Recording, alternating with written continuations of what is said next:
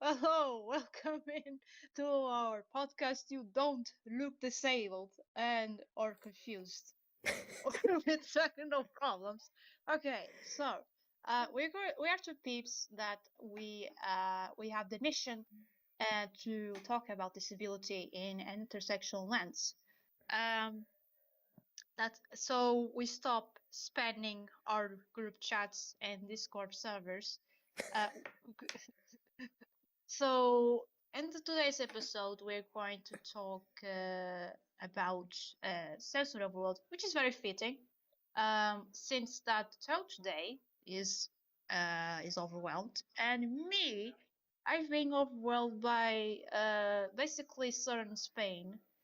Um, so it's pretty self-explanatory at this point. So, Toad, you might explain a little bit You what already did happened. my job though.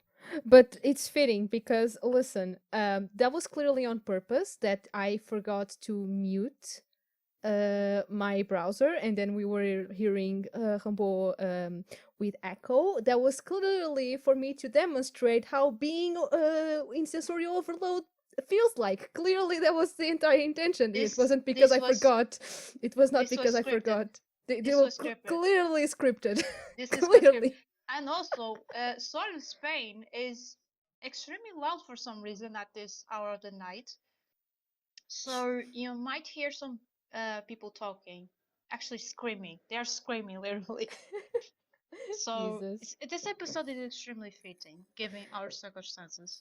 Yeah. Anyway, for a little bit of context, sensorial overload happens when basically a person receives so much stimuli that they start being incredibly, let's call it uncomfortable with it, which might cause a little bit of less pleasant reactions, like being extremely angry or just being completely unable to function. Especially if you are autistic, that will happen a lot of times to you. So yeah, we are kind of here to talk about how sensorial overload affects us in our daily life and more than what it actually is, because what it is actually very simple. Imagine a very tiring day that you had at your job in which you had to deal with a bunch of stuff and you get home and oh my god, you cannot hear anyone anymore. Imagine that kind of situation, but just to the extreme, like literally every day of your life for things that shouldn't bother you, supposedly shouldn't between quotations, because what the heck is normal. So yeah, I guess that's it.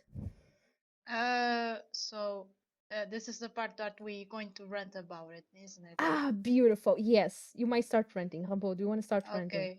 Okay. Let's just. I'm going to drink a little bit. Oh no, no drink, Rambo, go away. No. I hope that you don't hear me slipping. Yes. Whatever. Swallow the drink. That will be too ironic for this podcast.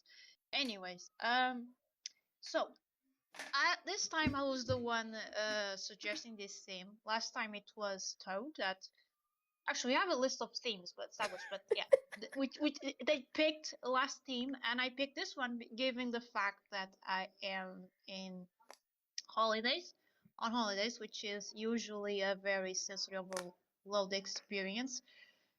Because usually I don't feel sensory overload that much, except with light.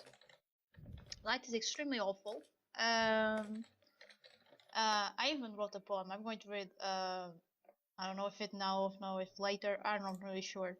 Um, but my relationship with light is very is a hate relationship basically. I just hate light, and only very recently I realized that, huh, I should wear sunglasses for this shit. Like I don't know. I'm guessing that this type of stuff like using shades actually makes me less overwhelmed. It's And cooler. brilliant that how I didn't thought of that before. And and what so basically since light is probably the most close thing to me get sensory sensory overwhelmed. the best I could describe is like it's painful literally. Like light can be very painful. Like actually I get headaches because and this is actually very confusing. Actually I thought for a while that I was a phobic. I don't know if it's actually the term for this. Photophobic. That's very funny. Sensitive phot I don't photo I don't know if there light is a thing, but it does sound funny. phot I know maybe Portuguese. I don't know. Oh my goodness. You are overthinking it. Move on. Sorry. Yeah. I'm going to spiraling at this point. But no, this actually might be a trait of my autism. Uh, light sensitive. Yes, Lila, it is light sensitive, really. And I thought it was just me being light sensitive. It's actually part of this. And over time, and this is not just light. It can be because I was suffering this when I was going to work. This was on May, I think. May is when the nightmare becomes even worse. And I was doing with a lot of like stress already. I was piling up with social interactions. I was seeing a lot of faces, which is also a little overwhelming for me. And then the flippant sun decided to it be even more painful to me, and I was getting headaches in the end of the day, and I was starting to have a hard time to cope with that because I was literally like, I even created a solution for that. Like I blind myself. Like I actually there's a technique that I use that don't know this, which is I use the clothing like a very tight one. I tie in the back of my head, like usually on the scalp, and I just try to do it. I usually it's a black t-shirt. It's a black t-shirt. It blocks the light, and then the second purpose it is to crush the temples. The temples are very connected to the RDI. So if you get light sensitive and you are prone to headaches due to light, usually you have the pain comes from your temples. So I was doing that for an hour or two, and you know, and sorry for a bit. Sorry. That's fine. Okay. In terms of like light, I actually am extremely lucky in the sense that it's not my worst one, although I do suffer from variations of lighting. So it's not that the lighting itself is too hard for me, but if for some reason something becomes extremely light or extremely dark all of a sudden, that might be a little bit problematic. I also dislike being in extremely dark places, which is not actually the norm for autistic people, at least according to what I usually see. Autistic people tend to prefer places that don't have much lighting because that becomes less overwhelming, less information. But because for me, it forces me to try to see things more. Like I have to focus a lot more in order to be able to see if I'm in a dark environment. After a while, I will start being extremely overwhelmed. Also, I dislike artificial light, so I like places that either have natural light or light as close to natural light I as possible. I am the opposite. I am the opposite. Actually, because we already have this talk, and that actually I hate natural lighting. Like, if stuff can actually be lit artificially, like with a more control, usually with yellow lightning, more warm colors of lightning, um, it's fine for me. Humble, you Which are for in Toad it a isn't. hateful relationship with the sun, basically. I am. I hate the sun, and I hate climate change. I hate many things. Oh yeah, that Uh, I think everyone hates, at least here. Actually, I actually have a one note, one mental note is I'm going to shit on climate change because literally I have a tough relationship with that, and actually it's very productive to be ranting about climate change since that I'm very temperature sensitive. Yeah, you might be a vampire. Oh, A va- not the first person to say that. Not even the second. So many autistic people hear that, not gonna lie. Yeah, yeah, yeah. I'm a vampire actually. I'm very pale. I sometimes pull all-nighters. I look really sleep deprived. I have I eye can bags. confirm. I have very prominent eye bags, and I'm very queer. So I'm a vampire probably. Nice.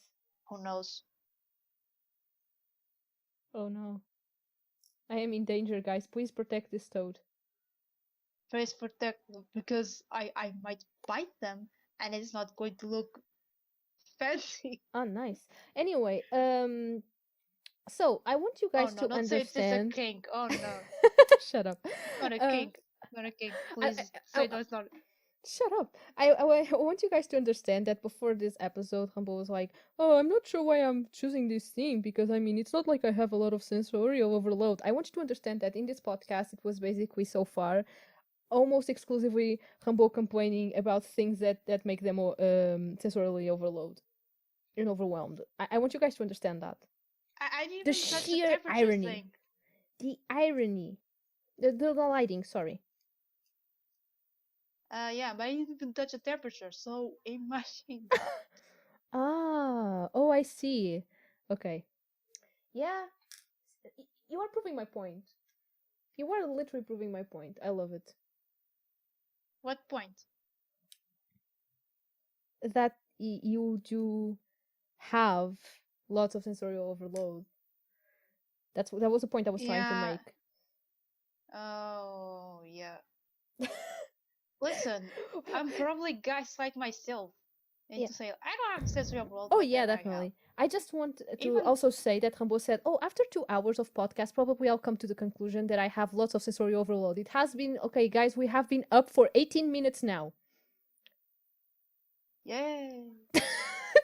Actually, I got a little bit because I have salt on my body after bathing on the ocean, and I was getting so pissed because I could not take the salt on me with a bath because someone was taking too long on the bathroom for some reason, and I was getting pissed.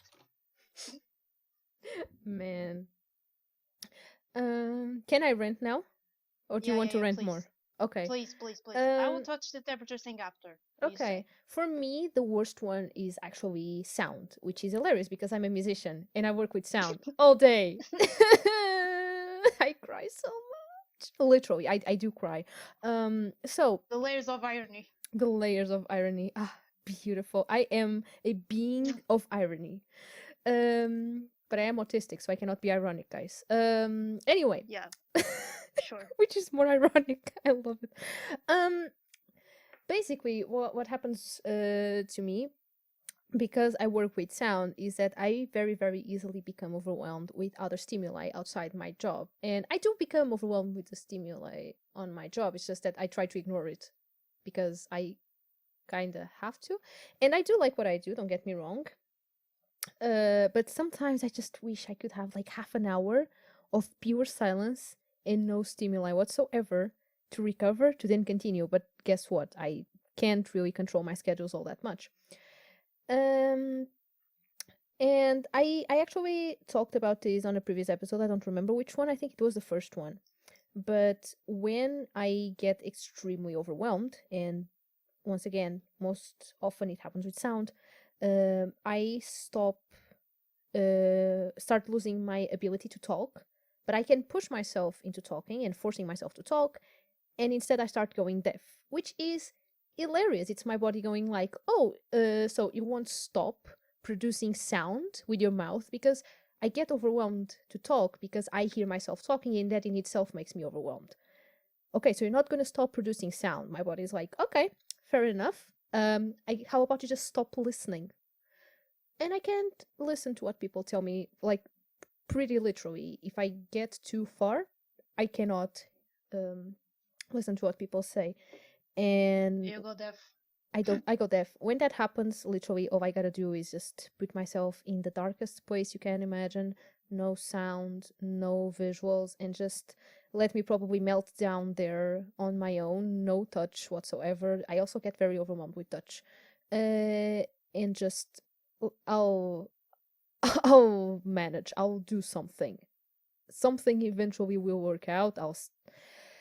I just have to kind of let it out. Sometimes I will melt down and just want to break stuff and probably punch a couple things. I never punched Oh anyone, my goodness. but I No. punch Oh. things. But Oh.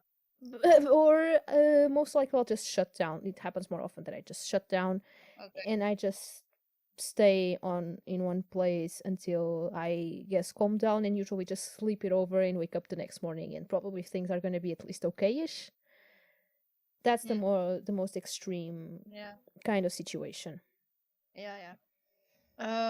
I didn't know that you have such a more violent reaction to Oh, uh, I like do. pushing things. I was not aware, and you know, now, I now I'm glad that, that I'm now aware. I mean, it's more like I don't.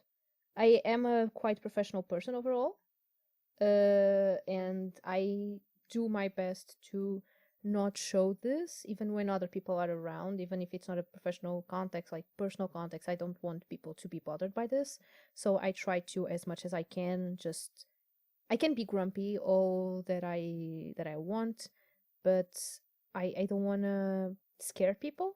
I don't want to bother people, so I just as soon as I can, I try to isolate myself and I let it out the way I can when I have to, basically. But if you don't have, like, example in the job, like you don't have that much places to recover. That's what I. Well, if I'm in a class full of kids, I'll probably Yeah. snap eventually, and Yeah. That's what I was. if they don't Yeah. shut up, and I am basically at my limit, I will pull off one of my beautiful speeches that will leave an entire class not being able to say a fucking word, and they will work. I have a good way with words, meaning that if I really, really, really need to, I can put myself in a situation of like, you are not respecting that I need silence right now. You are not being understanding, and I don't have to be understanding towards you because if you don't respect me as a human being, I will not respect you. Even if I'm dealing with kids, like they understand. Um, and usually this is enough for them to at least calm down, and I'll be able to get through the day somehow. I'll manage, and then I'll get to the car and I'll probably have a an absolute mental breakdown. uh Yeah. That's what I. Yeah. yeah, I'll eventually crack. Lightly saying poor kids, but that's the thing. Just because they're kids and just because it is hard for them to, they are navigating the world like not that for that long and all of that, I understand that, but they also need to understand that other people have limits, and grown-ups are people. They are not gods. They are not just these people that these beings that exist out of their reality, you know. And at the same time, I also feel like it's important for them to understand that sometimes adults are just not fine. If I am not fine and I am in a class with a bunch of kids, I will tell them I am not fine. I will be incredibly honest about it. And in the end, I feel like kids respect me a little bit more because of that, because they actually ask me if they see me a little bit more grumpy or something like that at the school. They will come to me and ask me, like, are you okay? Do you need something? You don't look that good. And we are talking about kids that are like 6 to 10 sometimes. They understand. Uh, so I guess that it's both a defense for me to, not explode on them and make something that is incredibly unfair towards them, which I don't wanna, of course. But well, no one is perfect, and of course, you will do shit that you will regret eventually, but that goes for everything. But at the same time, I also want them to be able to understand, I want them to treat me as a human being, basically. So yeah, I guess that's it. If I'm in a situation like that, kids are understanding. If I am in a situation like a meeting, I can just shut up. I will not explain this to adults because usually they don't understand, which is hilarious. They should understand, but they don't. Okay. Two things. So it's a kind of like a interesting in the way that we become really uh good with words. I listen. I know that the adjective in Portuguese, but I cannot remember. Okay, I'm going with good with words when it comes to explain why they should not cross our needs, because the way that we've been living our life with our needs just being unmet so many times and being validated. I'm thinking if it actually correlates with the fact that we are so invalidated in terms of our needs that we start to create these little speeches that are really convincing in the Oh, way definitely, that, definitely. yeah, that's what I was thinking. But at the same time, Kambo, Because it's not just that, because sorry to interrupt you, but I want to give an example. Um, there was one class that I literally could not speak. Like I was having a physical problem in my throat. Literally could not speak. It wasn't even that I was nonverbal. Eventually I became nonverbal, but there's another deal. I literally couldn't speak. And I used alternative methods of communication. I just projected a empty doc on the board and I typed. And the entire day of classes was just me, the kids asking me stuff, and everything I said, I just typed. And I used text to speech for a while as well, because some kids had trouble reading, or some of them were younger, or something like that. And it worked. Like, they were so understanding. that is related to the second thing that I was going to say. Kids are more understanding than adults. Well, They still well, don't have I all believe those things, set in their minds, like, it's very oh, this is interesting. how things should be working. Well, they don't know how things should be working or not. They will just take what you say. Yeah, they have that advantage. Well, as adults, they just they think like, it should work like this, so you should work like this. Why you not working like this? This is the Because normal. You should fit. Do the normal thing. you should fit. You should get it in. And because I work more with adults, and I just don't have the, I will not say privilege because it's not a privilege. The means to be yeah, in case I'm non-verbal, to communicate by other means. I don't have that. I had to force myself to speak, even though uh, people might complain that I'm sounding very muffled. Um, it's actually a little off topic, by the way, but I was just making this. I wanted to It make this isn't, note. because it is a way of you coping with sensory overload. You are overwhelmed. You cannot speak. What do you do? Mm, What are you yeah, able to do? It is related. It is very related to the topic. but I don't know if it's because it says overload. Because when I go nonverbal, it's kind of like really, I don't know. This is where I get to a gray area. I don't know if it's actually sensory or it's more like I have this expectation to speak, and over time it becomes more draining, Okay, and let me tell you one so thing. not really related to sensory overload. There are not Yeah. just five senses. You are thinking of like vision and whatever. Like one sense, for example, one thing that overwhelms me a lot is pain, because I believe that I suffer from chronic pain. I get extremely overwhelmed just by existing because my body hurts. My entire body hurts a lot sometimes. And that is sensorial overload. Just the fact that you are trying to take input, and there is input coming from you in terms of like, okay, I have to act in this way because there's this context that demands this of me, that makes you anxious. That is sensorial. Okay, in the sense that I feel anxiety over time and becomes even more In the difficult sense to that you cope. are Okay. you are having trouble coping with things that are given to you. There are things in the outside world that you receive, and you have to deal with that, and that makes you overwhelmed. There is at core a sensorial experience. The Actually, autism, and guys, you can quote me on this because I don't know if you find any scientific things talking about this, Yeah, so quote yeah. This Toad. is now academic talk called I- Toad yeah, I 2022. am. Yeah, this is Toad 2022. I believe firmly that autism is a sensorial condition, period. I believe this to the bottom of my heart. Mm, Hear me out. yes. Hear me out. Yeah, yeah. everything has to do with how much we perceive of something. It's like there is too much of this, there is too little of that. It's differences in how we perceive things. And at core, all of those things are sensorial.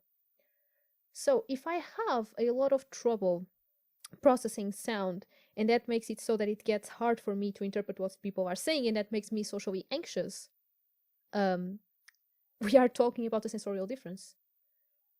And like, okay, I maybe there are other things, and we are stretching the definition of sensorial, but at least, at the very least, I believe that it's all a question of different ways in which we are able to perceive the world.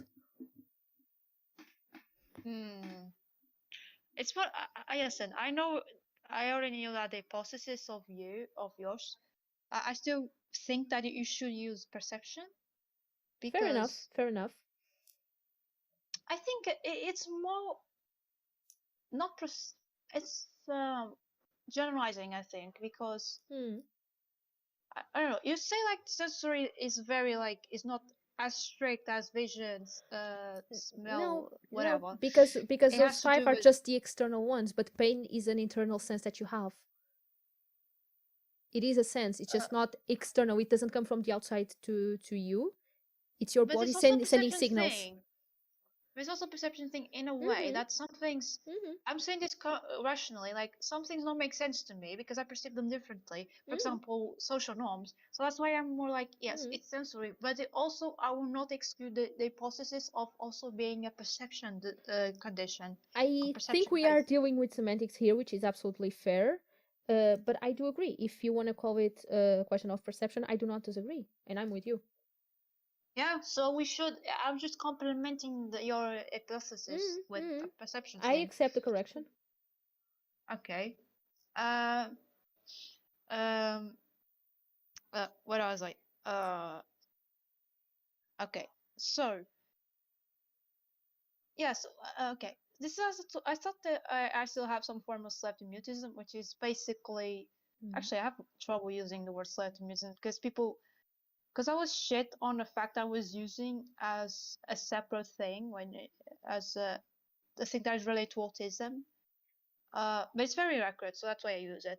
But expectation to talk, I believe it's also a very sensory thing, in a sense that I feel overwhelmed, too much anxiety, just for the fact I have to expect to talk, especially adding to the fact that I still have to maintain eye contact with people. So you're expecting me to talk, and you're expecting me to look at people, which is a very, very sensory thing, which is a thing that I avoid doing, especially if I'm too overwhelmed. And it might be considered sensory overload, and I didn't think of that until now, basically. Welcome to late night realizations. It's past 9 p.m. and we shouldn't be talking about emotional stuff. It's oh my goodness, it's 11 p.m. here. Yeah. Oh, Listen, today it's we weird. probably will make a shorter one, especially because tomorrow I have to wake up at 7 a.m. to go to the health Yeah, yeah, yeah. facility, and you also are in a different time zone. So like, mm, I mean, for me, it's like I already stay up late, really late, so it's not that big of an issue. But given the fact that you also have to go to the health facility, it's fine for me to end a little earlier. yes. Um, so you have to accommodate peeps. You have to accommodate needs.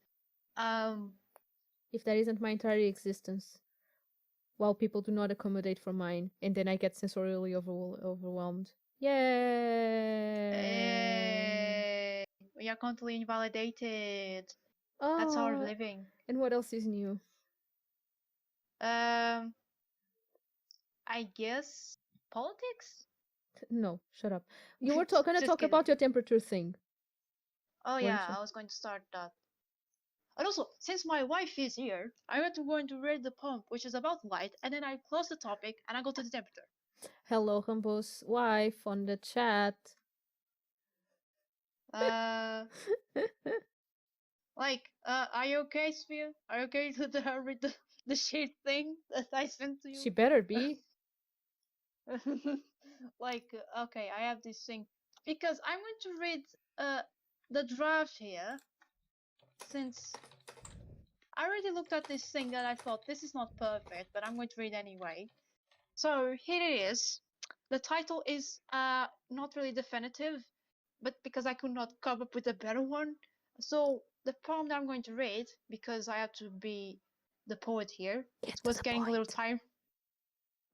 It was getting a little tired for the fact that I was being the poet and I didn't write anything. What a shit lazy fuck. So the poem is called "The Light Is Too Loud," and it's a very long one. So please sit up for this one. Um, Extremely long, guys. Just it's you're gonna going to sleep be a nap. It isn't. It please isn't. please take a seat um and drink it up a nice beverage. So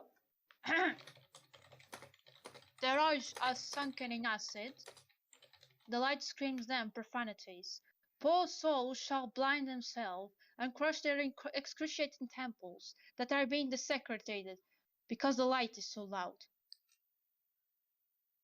This see, it's too long. Oh, it's the end. My God, it came so fast. Oh, I was reading too Limo. fast.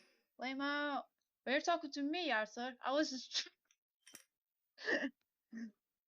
You're giving me too much reasons for you to self-diagnose you as ADHD autistic. Please, give me more reasons. Me. But I already have those diagnoses. I don't need you to No, diagnose I'm me. talking to Sophia. No, no. Oh, sorry. Shut up. Don't interrupt my conversation with her. Sorry. I didn't mean to interrupt your conversation with your wife. Yeah. Uh, now it's sober, so I'm going to talk about the temperature thing. So the shit poem is over. So the temperature thing. Since I'm southern Spain, which is now I don't know what the temperature is right now, probably 35 degrees. I'm not really sure. But a Sheesh, few can't days ago, be 35 degrees. during the day then. Listen, during the day, Ah, okay, probably okay. a little more. Probably a little more. I'm not sure because in Évora, this Mhm. is Évora is southern Portugal. It was really hot. It was 40 Mhm. degrees, Hey. and yeah, and and I was. It was a long haul road trip, and I was literally melting down. I could not walk. I was having a hard time to breathe, and I was still like people there were still demanding me to do things, to walk and go saying things. And I listen, I visited some beautiful things, and this is coming from a privileged person that can go to vacations to southern Portugal and southern Spain. Yes, I recognize my privilege. I'm a rich kid. But it begs the question at what cost, really? Um, They are rich which one? kid that cannot fucking afford a computer or a setup for streams. So, may I correct you? Shut up. Shut up. So, uh, yeah. So I was having a hard time, and actually I melt down because I was getting both the heat and both my needs were being unmet. And of course and doesn't add to the fact that the person in question was already screaming at me for not walking. I was acting childish, and because I was resting. Listen, resting is childish. You heard me from me first. I mean, when in this country it's not socially acceptable to sit down to save your fucking life. So, it's like being on the ground is a crime. Sitting down is a crime still. Which is So, which I go to Spain and they have the siesta, which basically you ah, sleep during please, the peak hours, like the sun peak hours, nap which is amazing. time. Yes. You nap there, and the fucking Portuguese. Yes, I'm shading They make my own fun of people. Spanish people for sleeping. What the fuck? That like no, but that's the thing that I would appreciate it because one, I can sleep on my work shift. Excuse me, that sounds like a dream. And two, I can actually recover and not getting overwhelmed by the temperature thing. Yeah, There's but actually a no. difference when there's siesta time and there isn't because siesta time is pretty quiet at lunchtime. It's pretty quiet. It's amazing. And now it's very loud. People are just shouting here. They're doing a fiesta right here. And That was a siesta. Now it's time for fiesta. Yeah, the Spanish term moves. No. And in Portuguese, we don't have that. We actually this is actually comes from the fact that Portuguese is also known as a very um we we overwork a lot. We overlook listen the redundancy, but we actually there's one article that I read that we actually are one of the most overworking cultures in Europe, I think. Oh, I had no idea, but that does make Yes, sense. we actually I can I send the mean, links. I'm not the speaking from my networking butt. companies say that Portugal is a very attractive country. Well, I wonder why, with all the I exploration at wonder work. why. Well, I wonder why, really. It's not like we have low living costs, our salaries are shit, and we have a lot of gentrification. So entrepreneurs can just live in fucking Lisbon and expel the Alfacinhas from Alfacinhas is Lisbon people is how we It's kind call. of it's kind of offensive though, but yeah. Yeah. No, listen, many people actually the Portuguese here. A Portuguese people is going to approve the fact that I'm calling Alfacinha to Lisbon people. So, I know, and I mean it's technically not any kind of ism in the sense that well privileged peeps living in the capital. but yeah, but gentrification, yes, we there's a lot of housing crisis in Lisbon, which that's why it attracts a lot of that you mentioned a lot of people to this country because of these things. And It's easy to explore. yeah, it's a country that is very easy to be exploited, and that's shitty. Yeah, exploit. Sorry, no, not explore. I'm stupid. Don't Um, mind it. Yeah. Rambo, you're topic. from the north. Call them motors. Topic. We are No, now just shitting on capitalism instead of talking about sensorial they are overwhelm related. thingy. They The are overwhelm related thing. because you have to work even under sensory overwhelming situations. Oh yeah, So it definitely. makes sense. It's It not it it's not a tangent. It makes it sense. makes it extremely hard to cope sometimes. Yes, and I am in a situation that I either work all the hours or I don't receive. So like for during school holidays, I don't receive because the schools are closed. So I am not working. I don't receive money. That's my financial situation.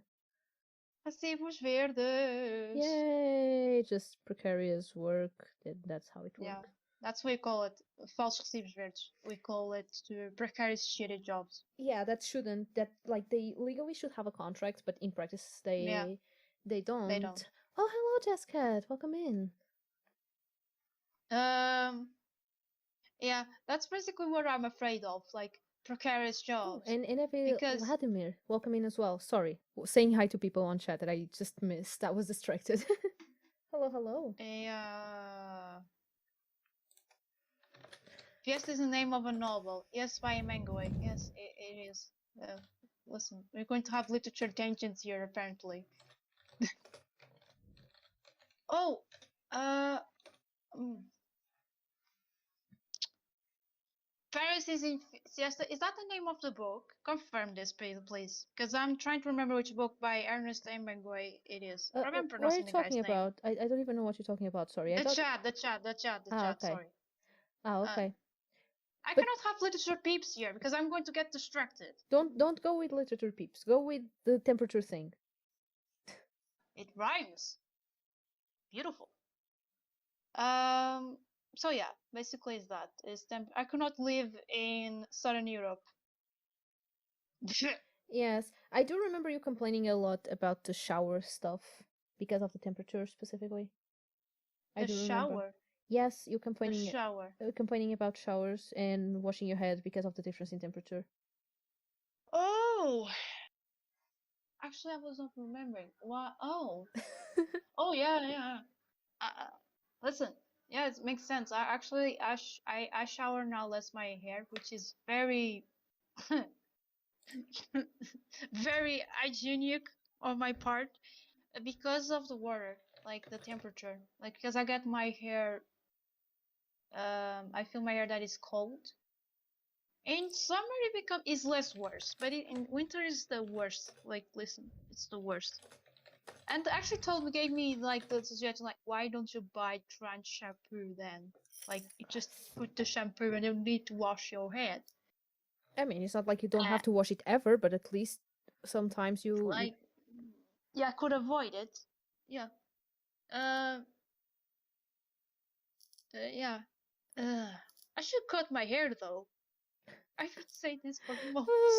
you've been saying that for so long. I actually It's don't a meme at suffer this point. a lot from temperature stuff, except during the night because I need to be extremely warm. Otherwise, I'll flip. Oh What? yeah, same. Actually, I need to be crushed by the Ah, blankets. yes, please crush my soul back into my body. It's a I love goddamn it. mood. Yes. I mean, or crushed by blankets or by people. I don't mind. I don't mind either. Dang it. What I am sensitive to though is touch. I am so Asking, I was going to ask because I don't know that. So please elaborate on that. basically I get easily especially if I am already overwhelmed with something, if people like touch my arms or something, they might get very angry reactions out of me. I might just straight up go like, don't touch me, like get out, and just push people away because Okay. it I really remember. Yeah. it's very it comes from a very deep place. It's like usually people just touching like regularly, like between friends and such, will not overwhelm me, but if I am already overwhelmed, hell, anything will bother me, like literally anything. Also shirts, like clothing overall, if it has a slightly different texture, hell no, hell no, that thing can burn because I can't wear it. Like there are I have sometimes problem with clothing. labels as well. Yeah, like there are clothes that Labels. sometimes are, yeah, like the tags. Actually, Sometimes I had to take off a label today because I think they are it was called getting annoying. tags. I think they are called tags. Oh, Um, what? the what are you calling label? I think it's called a tag. Um, Oh, yeah. Oh, tag, yeah. Sorry. no problem. Um, like, but sometimes it's just really the texture of it, like it's itchy or something, and I might Mm. melt down over stuff like that. If I have like a shirt, I'm like, oh yeah, that rocks or whatever, and I'm like, I'm gonna wear this because this shit is fucking cool, and I'm like, nope, this was a terrible idea, and I want to murder people. Yeah, I have one question for you, Humble. Yeah, but before I say one thing, Yeah. um, sorry. So I remember actually because I was asking about the touch because I was not really sure, like I was not aware of your touch thing.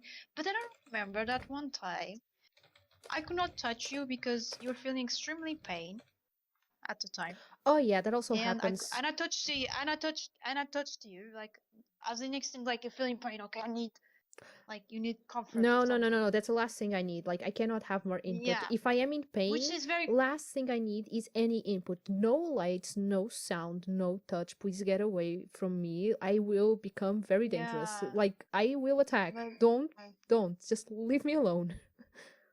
yeah, which was contradictory because I was like protect them. Yes, but protect Instead, far away. Protect from other people that might. yeah. I didn't know that. Yeah, sorry. No. Go ahead.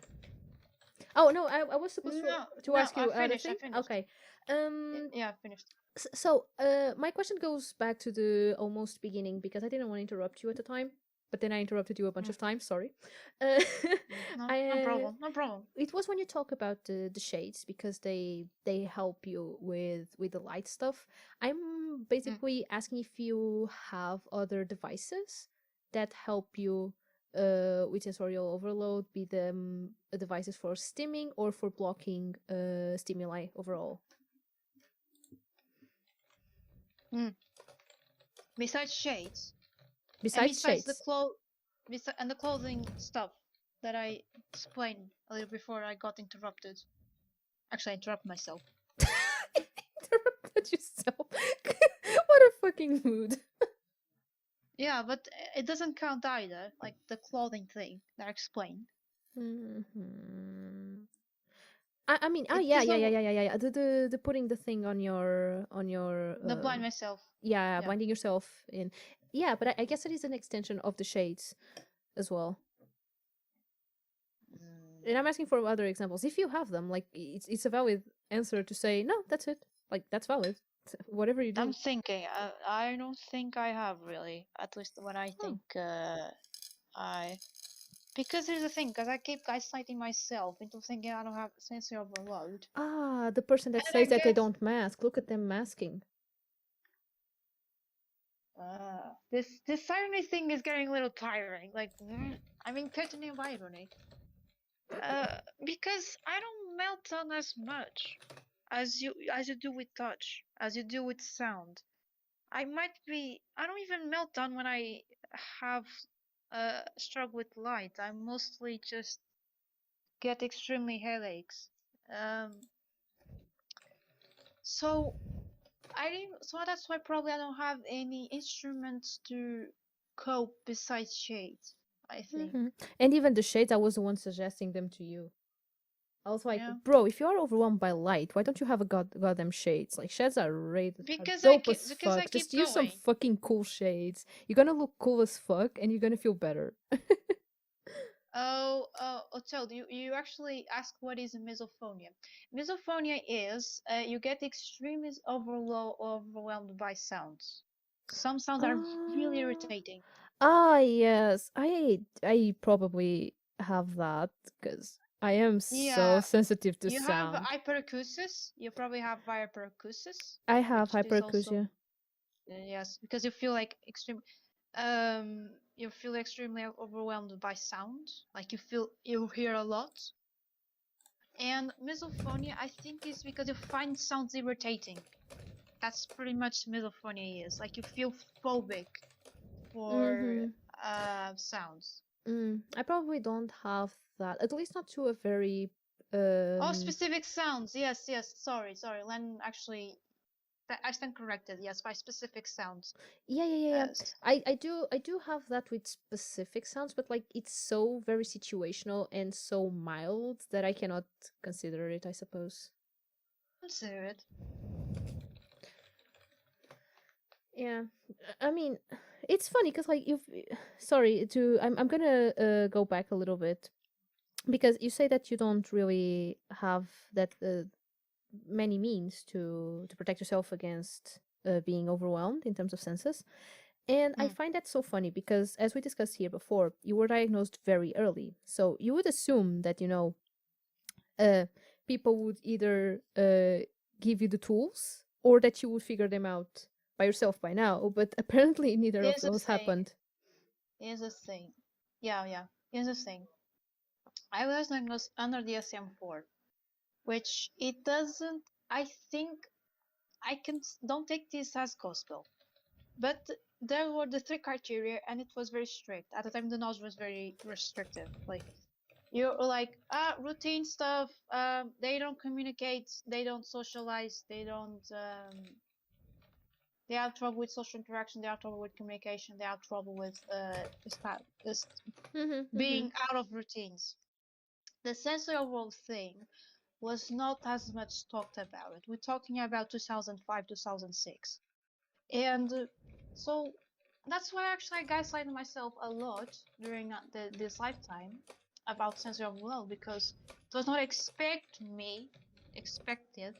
to have that because I was so already affected by my routine shifts, which is a source for meltdowns really. And I don't communicate as much as in an innovative way. So sensory overload was like the last thing that people would think of me, literally.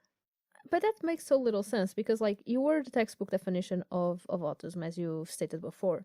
That Yeah, means but that you probably were having a lot of meltdowns, right? it was because due to sun rotative shifts. But I don't exclude the hypothesis of also being because of sensory overload.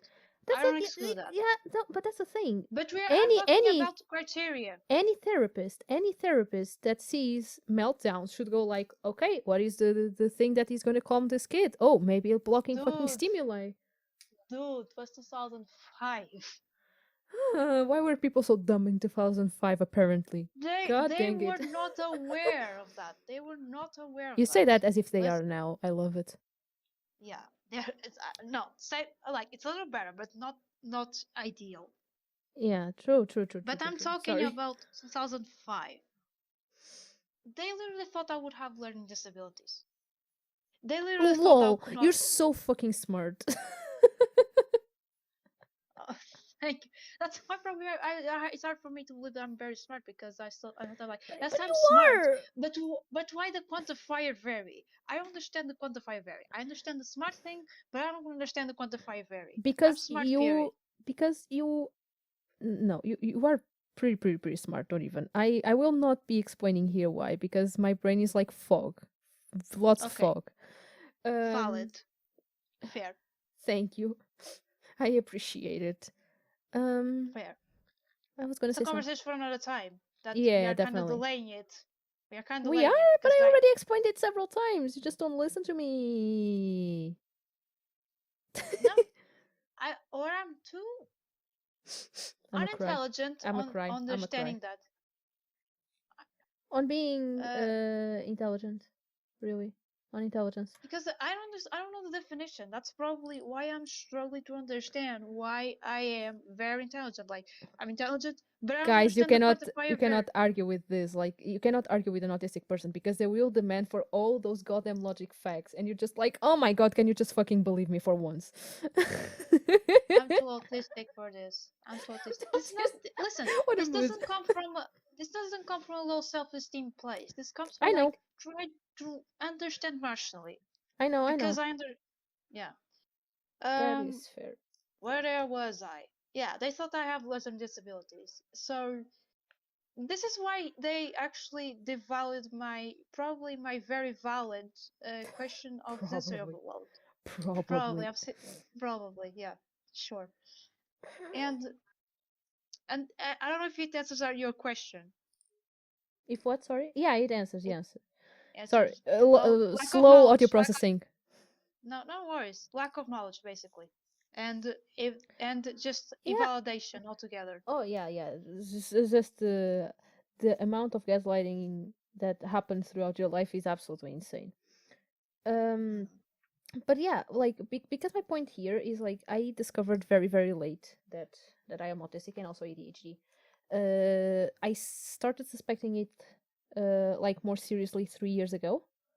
And I got a diagnosis a little bit more than a year ago. For both neurodivergencies. And in that little time, so let's count to 3 years. I was just genuinely trying to understand where these things were coming from and what I could do to help myself a little bit better. Because for me, the diagnosis was both a process of just self discovery overall, like am I this thing or not, but also trying to understand what things could help me or not. Like, am I feeling this because of this or because of something else, and how can I make this better for myself?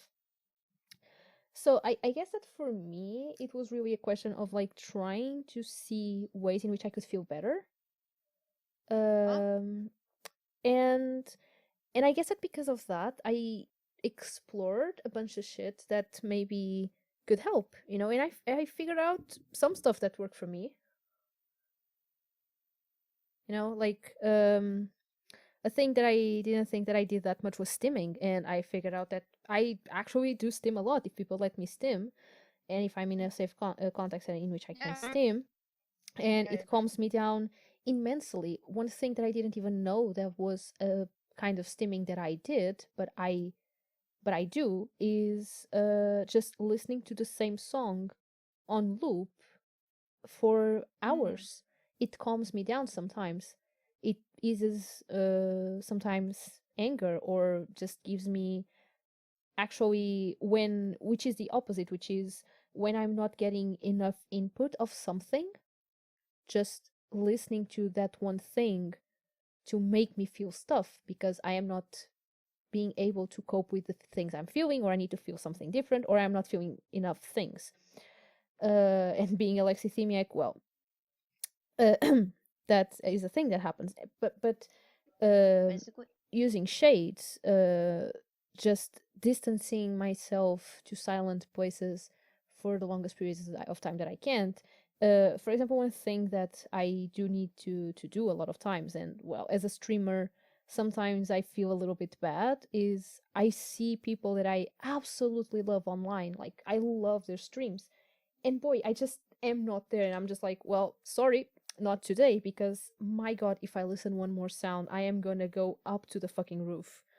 um so I guess that I very actively started finding ways and places in which I can just put myself out of triggering situations, and situations that will straight up hurt me, like they will hurt me. No, that's actually I want to touch on that, the underwhelming situation. Oh yeah, Uh, underwhelming is if I also. can, because that's what you're talking about. I got a little cuts sometimes, so that's why I could hear only pieces of your speech. So I hope I Sorry. don't, yeah. It's not sorry. It's my internet, for fuck's sake. So what you're talking about was you feel like you listen to music on loop because you are understimulated, I'm guessing. Sometimes because I'm understimulated, sometimes because I'm overstimulated. Depends on why I'm doing it and how. But yes. Wait, wait. Hmm. How you're stimulated, but you still listen to music on loop? I It, feel like it's a way of because grounding yourself it can in a be, way. it's very rare, but it can happen that way. It's a way of grounding yourself when you listen to music Yes, when it you're can be. overstimulated. It can be. Okay, because that was interesting. Because I don't know about me, but Oh, but I remember what. sorry, I'm just saying that No, no, no, no. Proceed, proceed, proceed. my most common way of grounding myself, which I forgot to mention, is just walking on places with a lot of nature or sitting on the floor. That's actually another thing but that I figured out like as a kid. That was just something that I do. And during my college years, like if I was practicing the violin in a room for like 3 hours and this one passage wasn't, I just couldn't do it, and I start getting frustrated and extremely overwhelmed, I would just take buy some tea at the bar and just go for a walk in the more nature parts nearby, with just a goddamn cup of tea in my head that then I would uh put back in the place because it was glass. I of course couldn't keep it. Um, to just ground myself. That was a thing Hmm. that I've always done. And you also go quiet as well, I'm Oh, guessing. oh yeah, yeah, yeah. I Yeah, I go pretty quiet. I'm so talkative, because but because because I remember one time you saying like sometimes I would when I would be extremely autistic when I was sitting on the floor playing with stuff and being extremely quiet. mm, Because I remember that detail. oh yeah. So it was very interesting. So, um, about the underwhelming thing, I also get underwhelmed. That's actually more. Well, I got both situations. Like I extremely overwhelmed or I extremely underwhelmed. When I get overwhelmed, is underwhelmed. Sorry, it is actually I remember when. Also, you talk about streams. Yes, that's why sometimes I was not very proponent of listening to Twitch streams because I would get overwhelmed very easily because listen, I need music and this stream is not playing my music, so I'm getting tired of listening to this peep. So yeah. So that's why it got a long time to actually get the Twitch thing. Um because and then again more recently with calls. I don't get overwhelmed by calls. Like yes, I can get if I cannot understand the person and the person doesn't give two fucks about uh it's a long story actually. They just rant and I just don't understand anything and they keep ranting and there's no way of me asking what the fuck they're saying like so I'm just shading at this point. What I mean by getting overwhelmed by other of my calls, usually it is even if I'm just having a nice call. Sometimes I feel overwhelmed, like I miss listening to music. I miss listening to my Oh, music hell more. yes. I hate calls. Like, I guess the one thing that I I don't like about this podcast is that I have to be on a call and talking, which is hilarious. don't mind, But but if I would go more, I get yeah. overwhelmed very So easily. I after listen, 1 hour and peeps, a half, and I start getting genuinely overwhelmed. listen, peeps. I'm withholding Toad from their sensory pleasure thing, I guess. I just withholding because they are forced to talk about stuff for 2 hours. This is the Oh capitalist yes, system. because it wasn't completely consensual or anything. It wasn't like Humble No, it isn't. suggested It it, was and I coercive. was like, oh yeah, shit, let's do that. That sounds cool. No, no, no. Humble like It was literally had coercive. to. You signed a contract. You signed a contract. See I the did. contract? No, I don't no, even you don't see. remember. Damn. Damn, is your name here? It's signed. You signed with your. Listen, It's not even a finger. I don't know what the Humble, fuck this Humble. is. Lila's on my side. Lila just said you don't need to talk. Just let him ramble on. And like, yeah, like, why are you keeping me a prisoner here? Like, you can't just do the podcast on your own. You talk so much. Like, just talk. Do the talking thing. Bye. Oh, because I'm going to be honest now. I'm not I'm joking, going to be joking. very, very, very honest. Because you are more insightful. Am I? Oh, about Yeah, myself, like in terms of self awareness, maybe yes. yeah, yeah. That's why. That's why. But I feel like you are more knowledgeable about some of these topics. Like in from an academic point of view, I'm just here like I have no idea what Of that is. course. I just know how it feels like, I and I mean, know exactly why it feels this way. But don't ask me what that fucking means clinically speaking or academically speaking. I mean, it's also because I have the diagnosis a little earlier than you. A little earlier than you. A Jesus. little Just earlier, 15 like years. more, more. 2005. 2005. Yes, and I got my diagnosis 3 years ago. No, 1 year ago. Yes, 1 year ago. Sorry, Uh, yeah, 16 years. Okay. Jesus. 2005, 2006. Sometimes I'm not really sure which year. I was 5. And So also, probably yeah, from and you were 5. I was 25. Yes. 26 minus 1 is No. still 25. My goodness. My goodness. Oh my goodness, the difference. It's like 20 how years many years? in our age difference. For fuck's sake, it's 20 years. Oh, yeah. Oh shit, that's why probably I'm not nozzle because listen, I have too much time to learn. Jesus. Yeah, no, and listen, that's the thing. I also didn't get very invested in the academic part because all the investigation that I was seeing was incredibly uh biased and done by neurotypical people, and I'm like, oh no. Yeah, And yeah, I'd yeah. I much also rather yeah. actually try to understand, like, learn about the concepts, learn what they are supposed to mean, like, on a lighter sense of it. It's not that like I didn't read anything because I read a bunch of stuff, but then I like to try to understand how they actually manifest in me and in people around me. It's just not just me. I mean, Yeah, I you're more try to pragmatic. analyze how it manifests on you and other artistic people that I know, and I take my own conclusions from the community itself.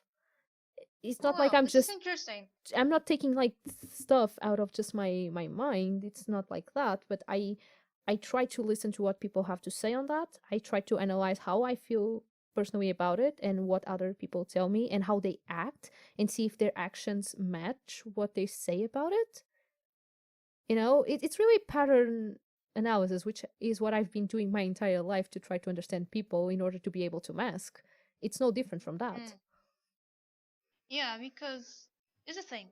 Concepts like masking, sensory world. I was researching in the point of view of a neurotypical, which is very interesting. It was kind of Mm-hmm. like I'm part of this population, but I'm kind of like it's researching and reading as if Mm-hmm. I was neurotypical because I don't believe I mask. I don't believe I have sensory overload. Uh, it was really weird. This was It actually when I was was a starting lie. my investigation, my research project. I was doing that a lot. Like, oh, researching about this population. This is very interesting. This population, which is a very mistake to use. And then there's actually I have a bunch of authors and researchers that are autistic, and they do autism research, which is very relieving, to be honest. It's beautiful.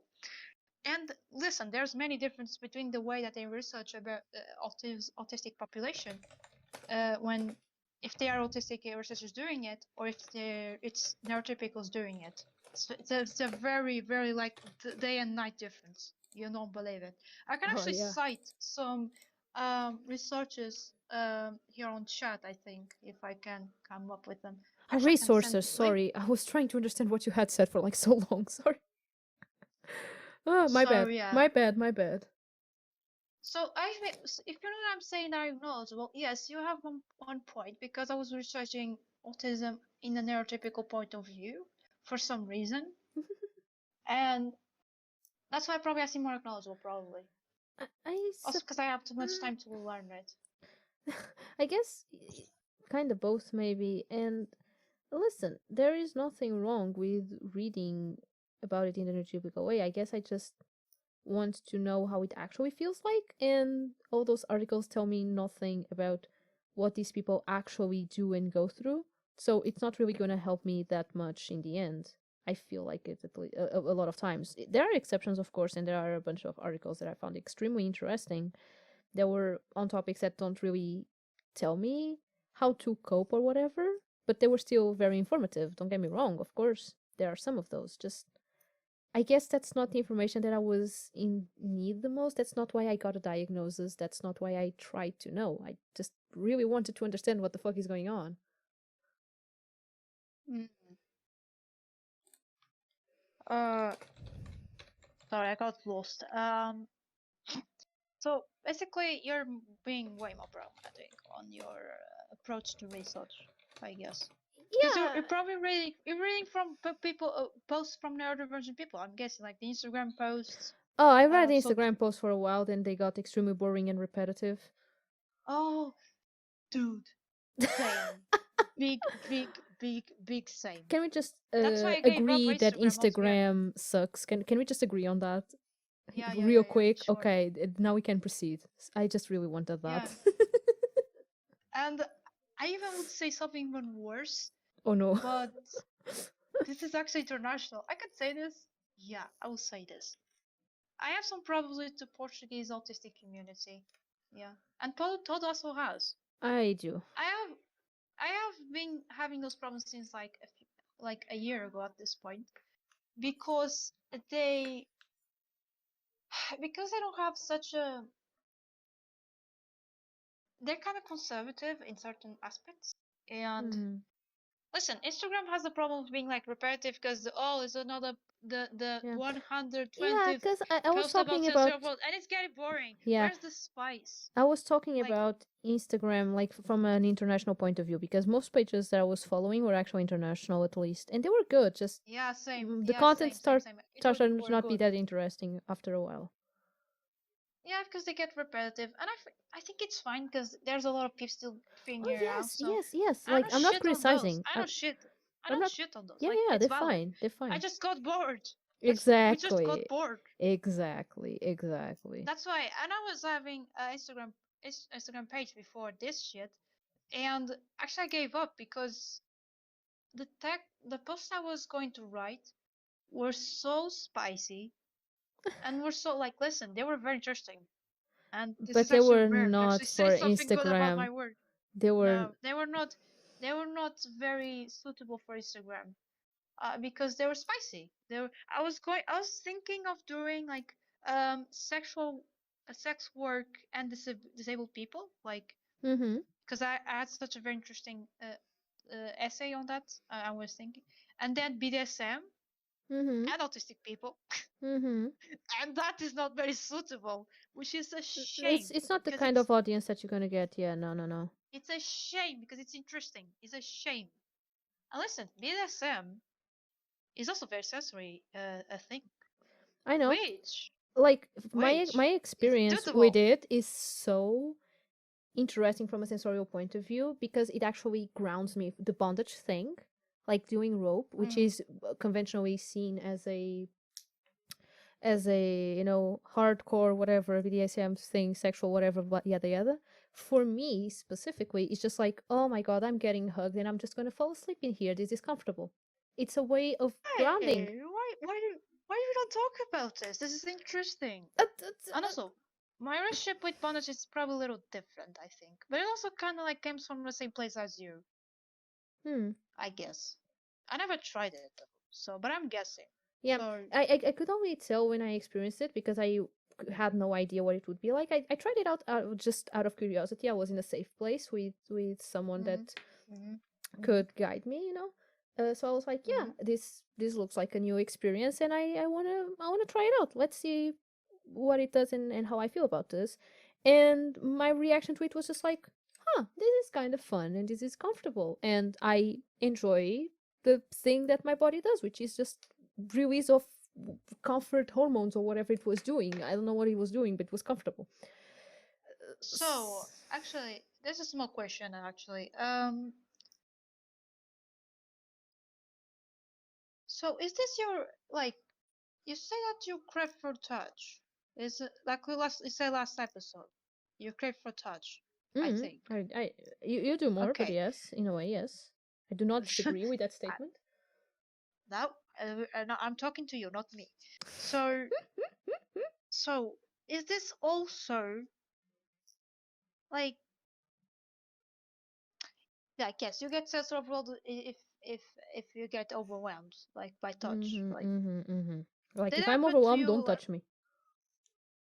Like it already happened in that context of like you're No, because I I'm hope never gonna I hope do it that if I'm overwhelmed. Like if I don't want things to okay. touch me, I am not gonna put more things on my body. Like, Okay.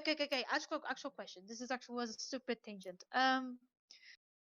So for example, cuddling and stuff, mm, it's also a way to, you crave that. You feel like hmm, this is connected to your neurodivergence. the sensorial seeking, definitely. Yeah, that's because that was the point I was trying to, But that's also like, the we're trying to thing. make. If I am overwhelmed, like I don't care. It doesn't matter how much I like the person or not. When I say Mm, don't touch me. Like I've had examples of being with my partner, and like mm. we were sleeping together, and I wake up in the middle of the night and I start feeling super claustrophobic and I just Oh my cannot. goodness. And Yeah. I first go like into full shutdown, which doesn't help because then I cannot move from the situation that is hurting me, like that is making me uncomfortable in the first place. And I ended up a lot of times just straight up sleeping on the floor because it was the only way nothing that I didn't have control over wasn't touching me. Like I didn't want anything that moved on its own, like even if it was just the covers when the person that was with me on the bed was moved and like it made some noise or whatever. No, please, I couldn't deal with that, so I just slept on the floor a lot of times just to avoid it, while like just straight up stopping myself from crying on the floor and curling and like, please don't touch me, please don't touch me. Jesus, like you just woke up in the middle of the night and just your body just Melting shows down. violence apparently. Yeah, no, yeah, Yeah. I melted down. Maybe I had a weird dream. Maybe when I fell asleep, I was already overwhelmed and something worse happened. But sometimes I would wake up on a meltdown. My body would immediately, instinctively shut down, making me unable to move. When I can finally make myself move, it's to just go to the floor and try to ground myself and hopefully fall asleep. And when I wake up in the morning, hopefully I'm not nonverbal. Maybe if I'm lucky enough. Hmm. But hey, I was clearly normal. There was nothing wrong with me. And I could never be autistic because, oh my God, you talk so much and you are so energetic and you have a job and you are like super good student and you are like so social and whatever. Actually, one second question. Actually, do you Jazz feel Cat is my comfortable with soulmate. I'm sorry, but it's like the second time that Jazz Cat it goes like first with the touch thing, like just punching people, and now he just said this. I have a spare mattress for this reason, and I'm like, I'm gonna leave all my partners, and now from now on, it's only Jazz Cat. Because like this is the second time my soulmate is right here. Thank you, Jessica. Thank you. I appreciate it a lot. Slash Rambo sarcasm. is now is now free. Rambo is now free from the hell that was being with me. Yeah, thank you. I was thinking of going single this time. It's You'd not still like not be I've single. been. Your wife is in this chat. Oh no! What? You need, Sophia. It's fine. We are still partners. I was just joking. I was joking. Please, What a please, fucking please, please, please, please, please, please. I love you. Please, please. Zik is not here, so no, Zik is not don't here. I care. think. I don't care about them. We are finished. Though I'm not autistic Uh, and rarely go nonverbal. Jazz are you sure you are not autistic though? You go are you nonverbal. sure? Are you sure? Listen, you might not Oh. be, that statement was so sus on its own. Was just so absolutely sus. Oh, I love it. I don't mind sharing your room. You always say that. You always Oh. say that. It's amazing. Like you already know how slutty I am. So anyway, I confirmed this. You were gonna ask me something and then I interrupted you because my soulmate Jazz okay. Cat appeared in the chat Second thing. saying Okay, stuff and I had to answer. second thing. So you feel comfortable putting like being doing things that are going to accommodate even if by neurotypicals is kind of like a weird thing, like because by neurotypical point of view, I don't know, but sleeping on the floor is a weird thing. You should sleep on a mattress. So I I'm don't asking fucking you. care. So I'm asking you, please. If actually you got called out or someone made you feel self-conscious about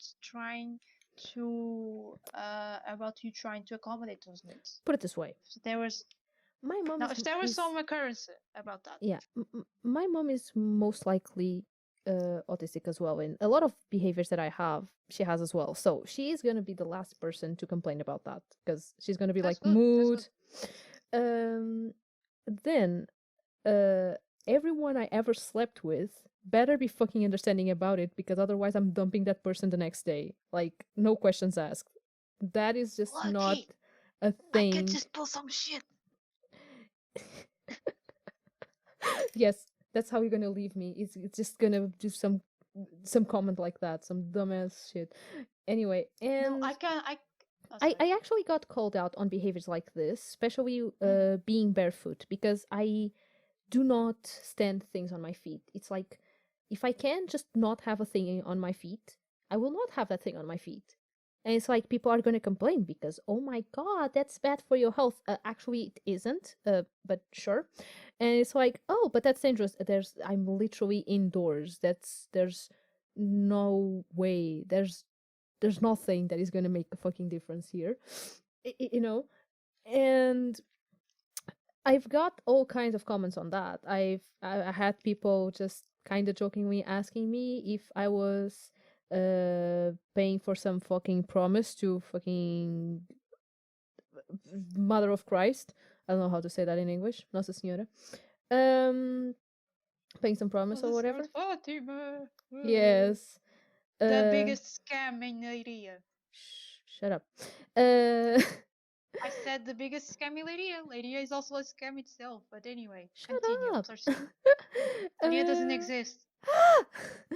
anyway, I've had people just straight up calling me crazy. I've had people trying to forbid me from being barefoot, specifically at my partner's place, their parents.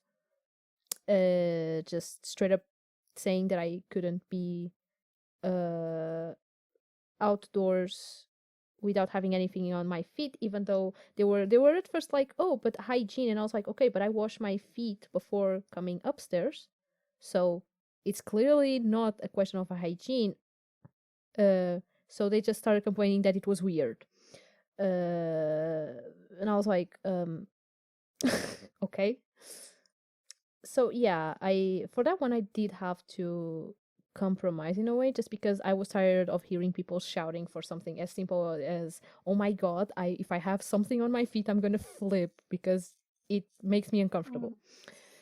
So yeah, being barefoot, really. So yeah. Well, but like it was like joking comments, nothing really severe, I guess. Uh, Hello? Sorry, I got distracted reading chat. I'm sorry. Can you repeat? So it was just joking comments, not something really severe. I mean, you say that, but having people literally forbidding me from being barefoot sounds pretty Oh, severe. sorry, sorry. Okay, sorry. I didn't hear that. Sorry, it was when I got lost on chat as well, so I didn't hear that part.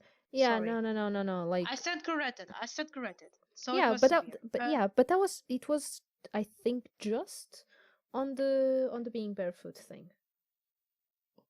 Because I guess all the other Be- things I mask pretty well. Like I am very neurotypical passing, so um.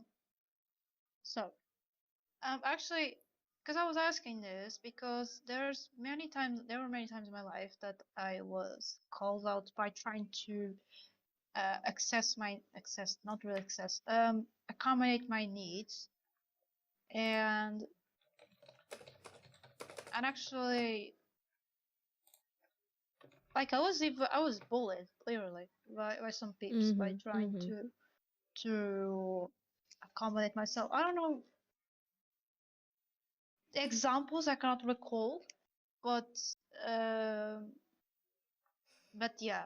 So Some mostly from people my cope parents. by not forgetting ever, and some by forgetting that that thing ever existed. Isn't trauma beautiful? Can we just agree that trauma is absolutely beautiful? Sorry. Um, yeah, actually, that's why they call me out a lot because you have trauma. That's why you have memory issues. It's not because you have inherent memory issues due to genetics. It's because you have trauma, and you are refusing to say that, Rambo. Please. I was Oh, actually called out quite a lot of really? times because, but um, what I was saying. Okay, so this was actually by my parents, mostly by my father, which shockingly is autistic, and they're the most likely person to shit on me trying to accommodate myself. They were the person screaming at me because I was resting, and it's amazing. Projecting much? Too much. It was getting tiring because you're supposed to be understandable. Well, with Understanding. Toad's mom, so, understanding. Sorry. Sorry, with Toad's mom, they were very like, oh, well, yeah, same me. And when my father's It's kind of just like, because my what you mom mean? my mom didn't even understand that that was a weird thing. It's not like my mom was an angel a lot of times, because she was. No, I no, still have I'm trauma guessing. with the being lazy thing. Like, I was called lazy so many Mm. times growing up, while I was Oh, overdoing it same. and doing more than every other kid. Like, I genuinely got just severe trauma out of it. I never want to feel lazy, and I always have to be doing stuff. It's not just So you had to ADHD, it's also overwork, trauma. yeah.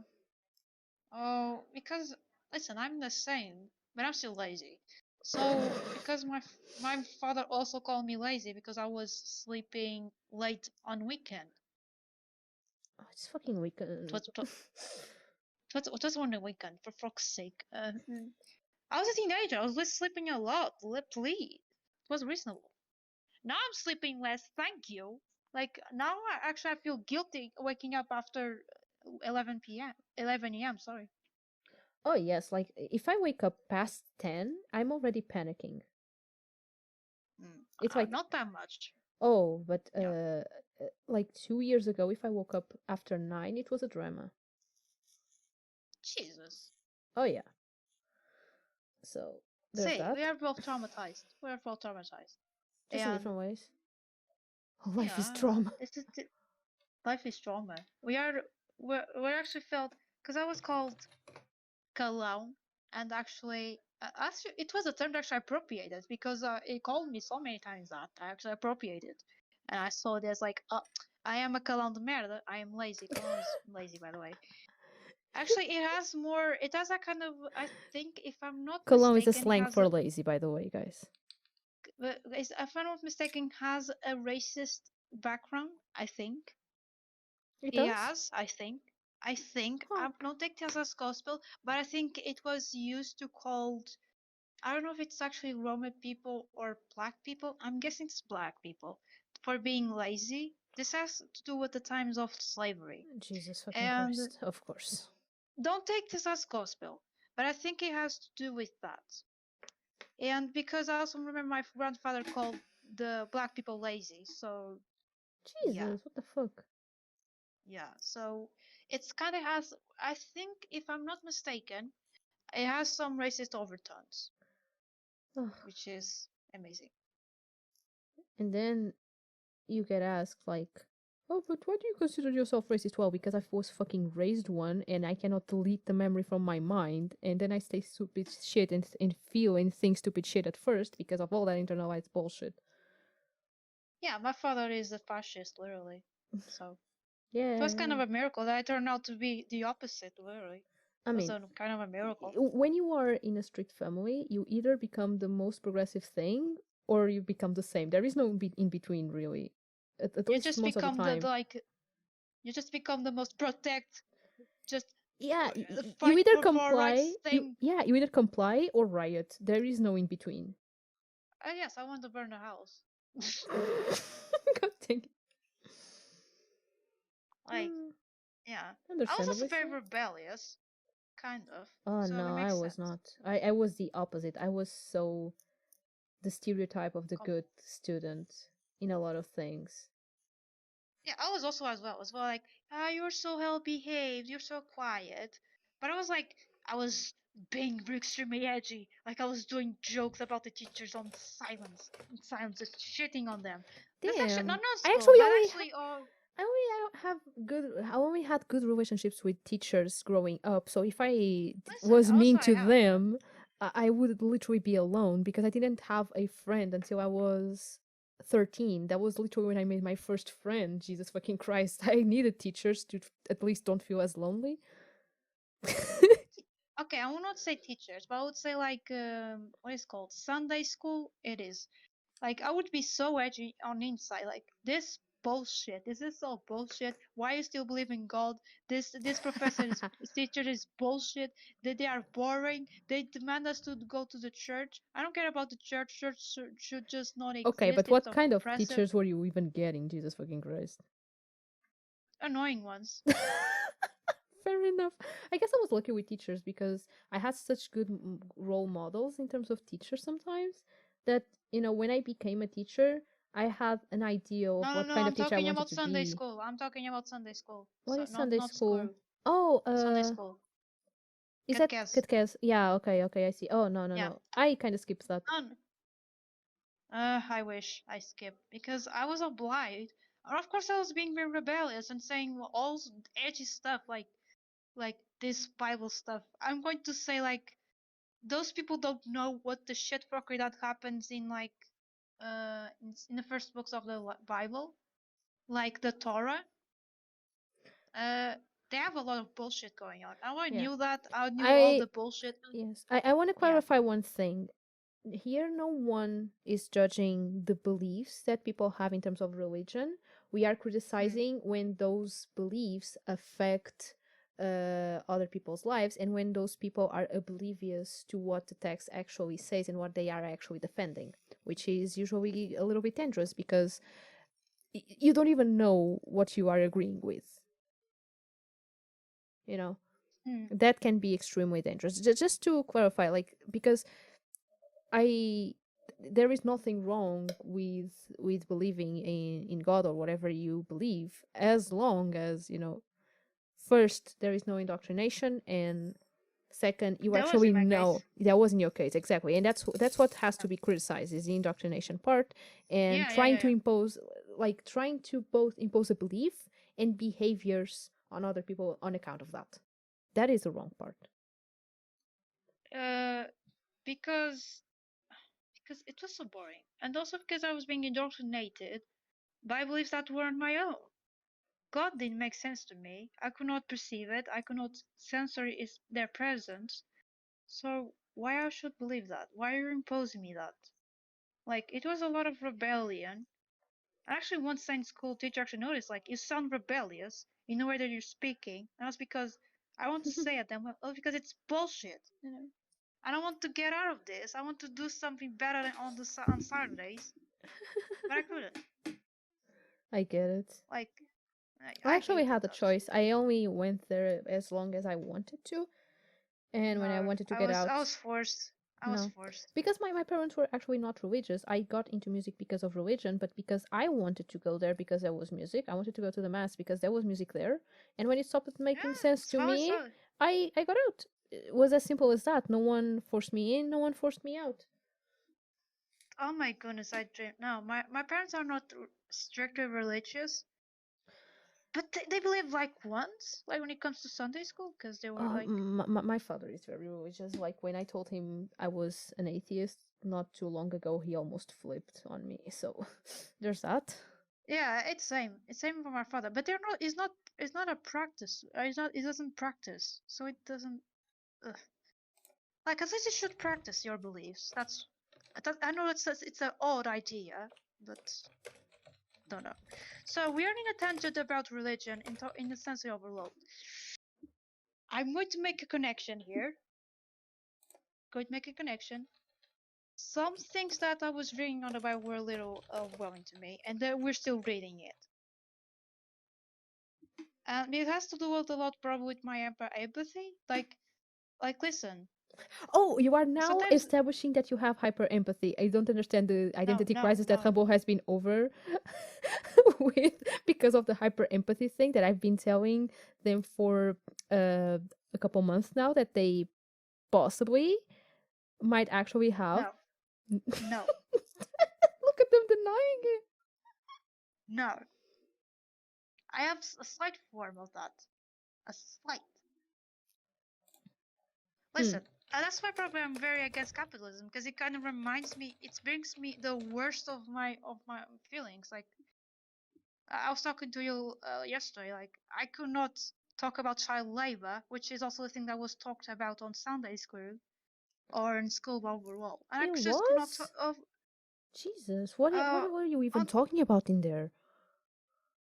Sunday school. I'm not really sure, but we talk about hard topics, and sometimes it was like I don't want to listen to this because it's painful.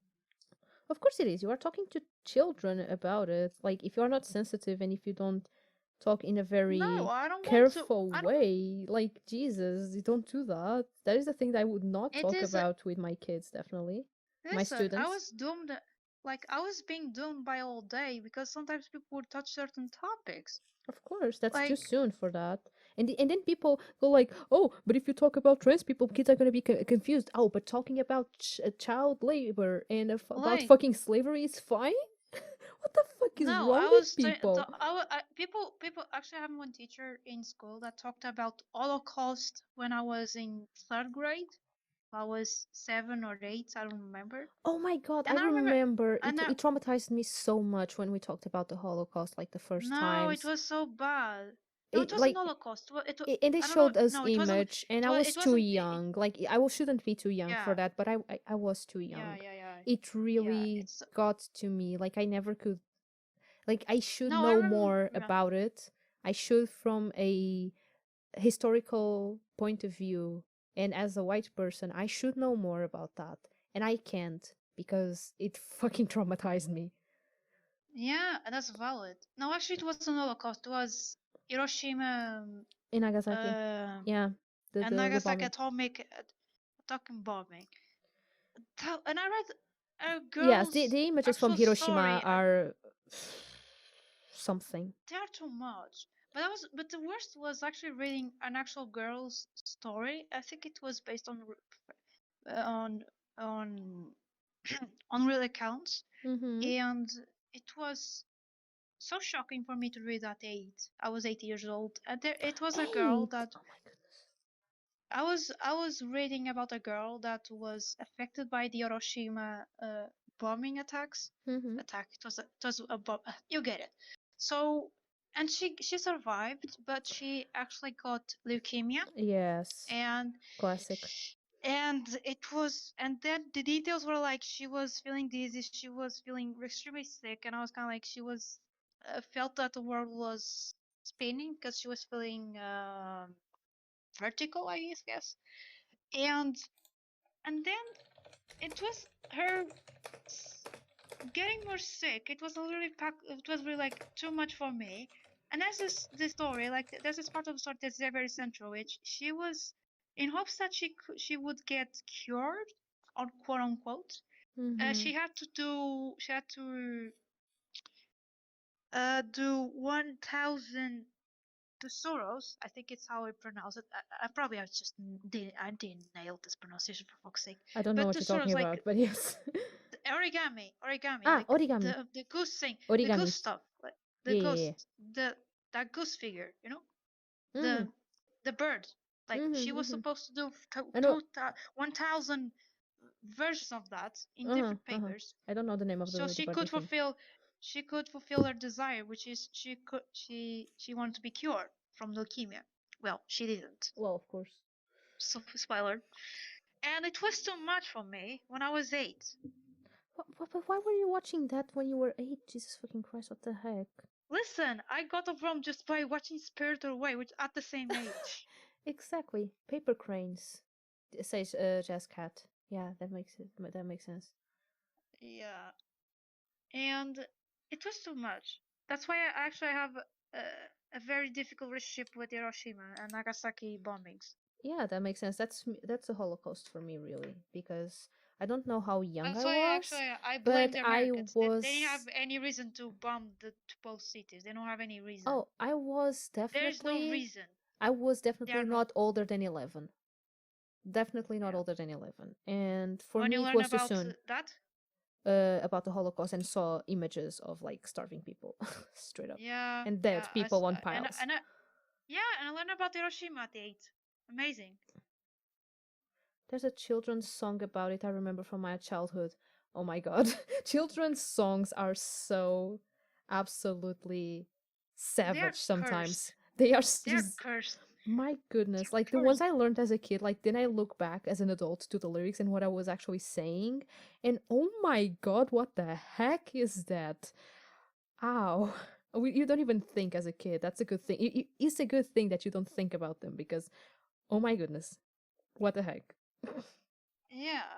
Um, and that problem, because you don't really realize how cursed and weird, and also gory sometimes. What is the name? No, I'm going with children's songs. They have a specific name, and I cannot remember. I don't know. Like, like there was even a party in Portugal that was trying to change the lyrics of those songs. I don't know which one, but it doesn't matter Yeah. I'm not even because they're I wasn't offensive. only thinking about the songs, but also those little text with rhythm. I mean, that's technically music, but in which you like clap your hands with another person. You know, Mm. those that you just make like a kind of mimic thing with your hands and you clap with another person. And there was one specifically that talk about a a murder straight up. It was insane. What? Yeah, basically like it roughly translates into something like if you saw what I saw at the door of the tribunal, the tribunal, how do you say tribunal, Um, the court, yeah, the court, yes, yeah, court. the judge's underwear wrapped on a newspaper. This road smells like blood. Someone killed. Oh, it was a suicide. Someone killed themselves. It Oh my was goodness. the mother of my love that jumped out of her window. I was just saying this thing, clapping my hands with another girl in front of me or a guy or whatever, and not Jesus. realizing what I was saying. It's probably I have some similar experience, but I don't remember. Probably not to remember. It was pretty Uh, hardcore, and we were kids, and we were saying all these things, and we were not realizing we were saying these things. It's which insane. is It's a good thing that we weren't, but why were we saying them in the first place? Who taught me this? I don't know. I don't know who taught me this. It's just something that every kid knew. it's kind of like my relationship with. Now I'm going to introduce my info dump here. A Clockwork Orange. Oh no. This is a very interesting movie to talk about sensory overload because uh, it's kind of like I have a weird relationship. Like I feel disturbed, but I crave for it. Material like It that, is or to specifically that movie? uh, the stuff from that movie. Like Ah, it's disturbing. does it overwhelm Like you? it is. It overwhelms me, but it also I crave for that. So it's both overwhelming and you are sensorially seeking it? Yeah. Damn. I mean, listen, that happened to me uh yesterday night? 2 nights ago? Mm-hmm. I don't remember. So there is this animation that it's a fan made animation, doesn't matter what it is, but it has a very hard topic about like an incredibly dystopian like society in which there was like hardcore repression and mass murders and all of that, and like a figure rioted against it, like was able to get a bunch of people, but then it has a not so good ending. But it's basically a story about revolution and just fighting for justice, and it has Yeah. very epic music. And I was just listening to the music from that with the like, so I wasn't basically watching the video per se, but I had the video on and just listening to the music, and I was just updating my song list for my streaming stuff, like, oh cool and that.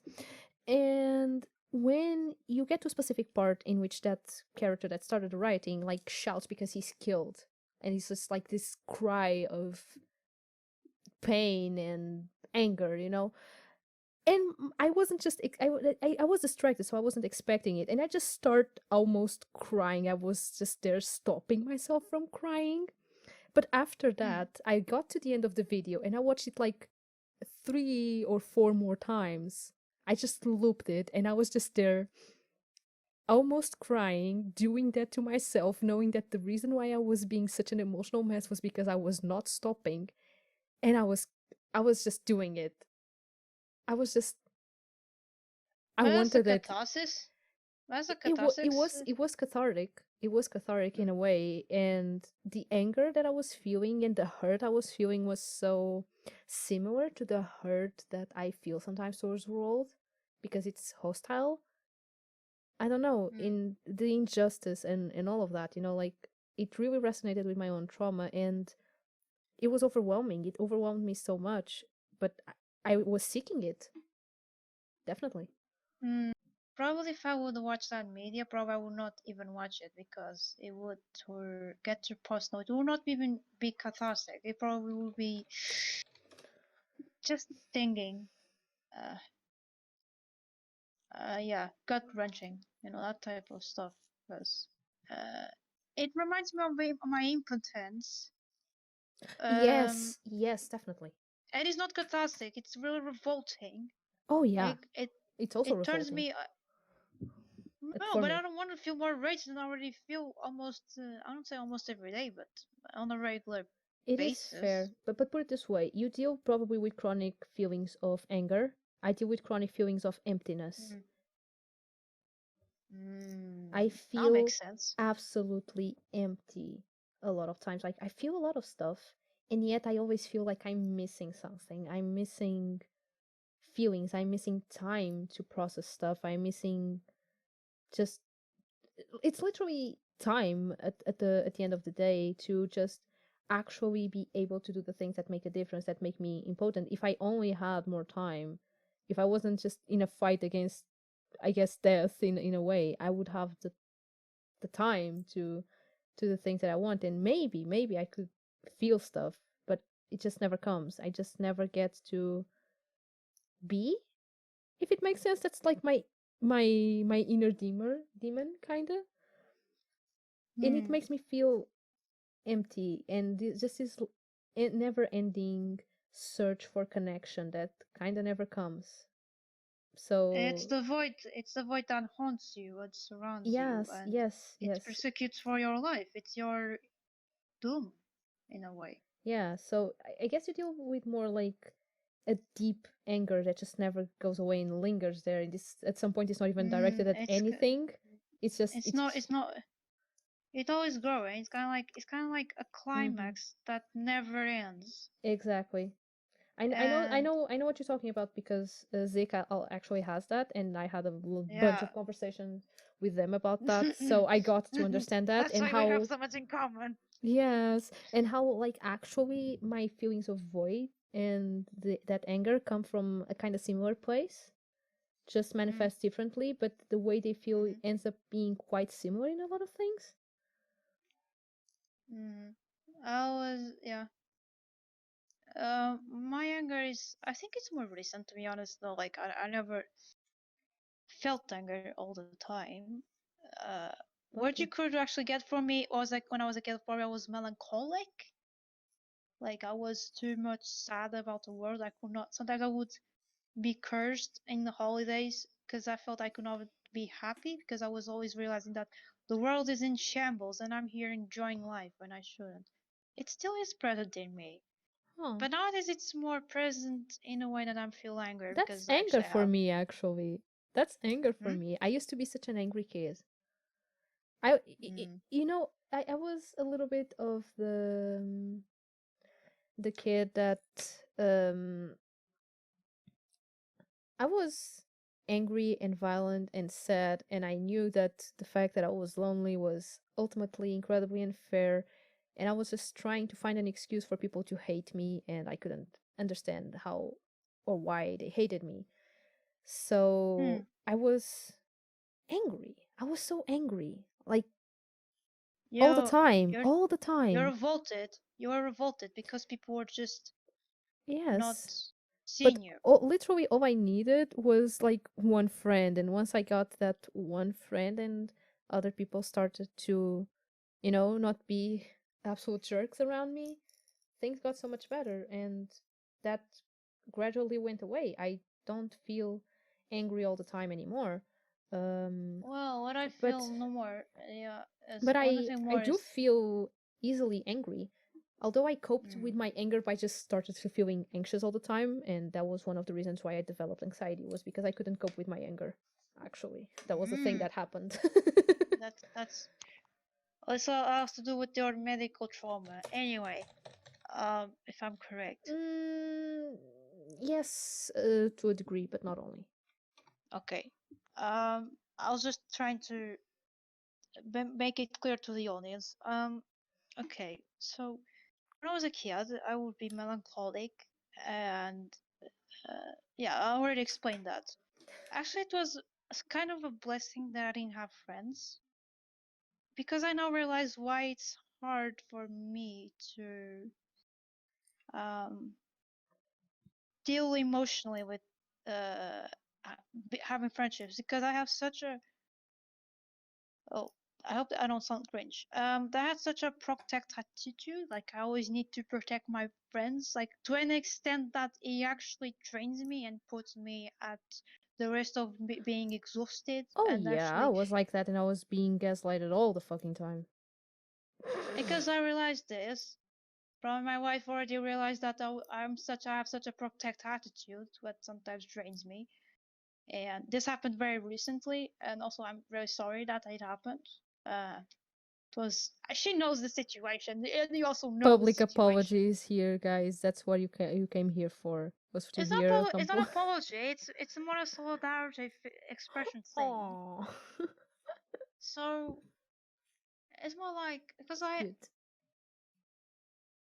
because because unless people actually say, man, like you care too much about things emotionally, like you shouldn't care that much. But this is actually ask me to not be anxious. This is the same thing. Because no, I know actually I will care about a certain issue, a certain. If the person is hurt, I'm of course I'm going to overthink about it. Then I could not stop thinking until the conflict is resolved. Yes. That's why I cannot Speaking sleep when there are conflicts. speaking of both that and jazz casts, comment on keeping the mind busy to stop it from spiraling, I think we should do an episode soon about Oh yeah. rumination and repetitive thoughts. Mm. That is not on the That is list, I interesting. think. Yeah. I don't know who suggested. Probably both. Because I was reading articles that you sent me on a church. Me sending articles to people, I would never. Guys, This I'm is. being accused of sharing knowledge with other people. This is outrageous. It is. It should be me, not you. You're a musician. Okay, Jessica just apologized This for was bad. oversharing, and I didn't even read what he said, but I'm just gonna say this publicly. It's okay to overshare. We overshared. We are between neurodivergent people. Like, it's It's fine. our modus operandi. It's our modus operandi. What do you think I'm doing here? I'm also oversharing a lot. So, um, and I have such a yeah. What was I? Oh yeah, rumination. Yes, I was reading articles that would sent me in a church.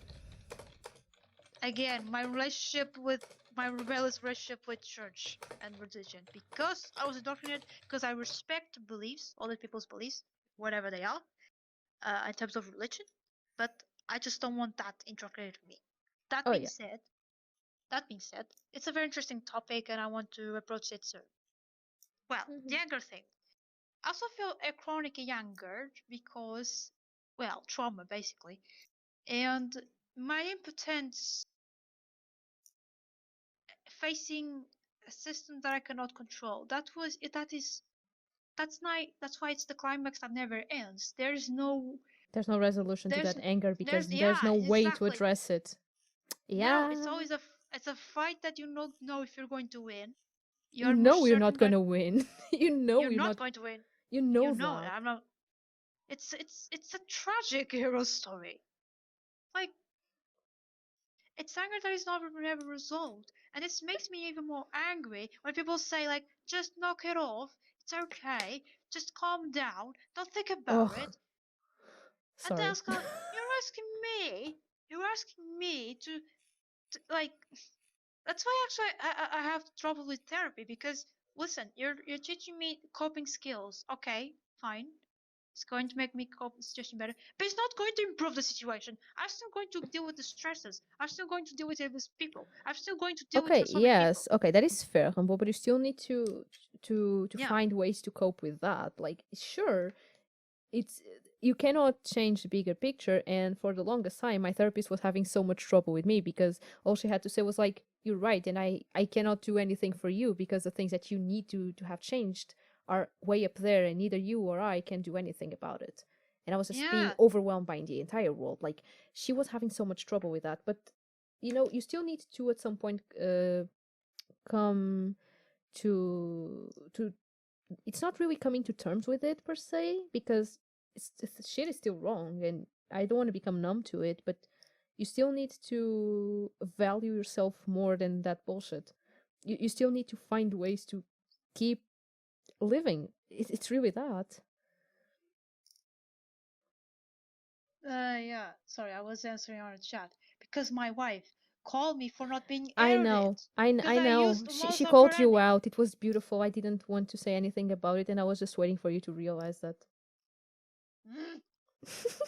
Cute. So like, now, never mind. I'm not a poet. I don't know Latin terms. Sorry, I'm dumb. Sorry. Uh. And, Anyway, and they know so the they ask why climax is that this never smart. ends. The climax that never ends. I'm going to ignore that. So the climax that never ends. Yeah, that's why probably I have such a hard time to go to the psychologist.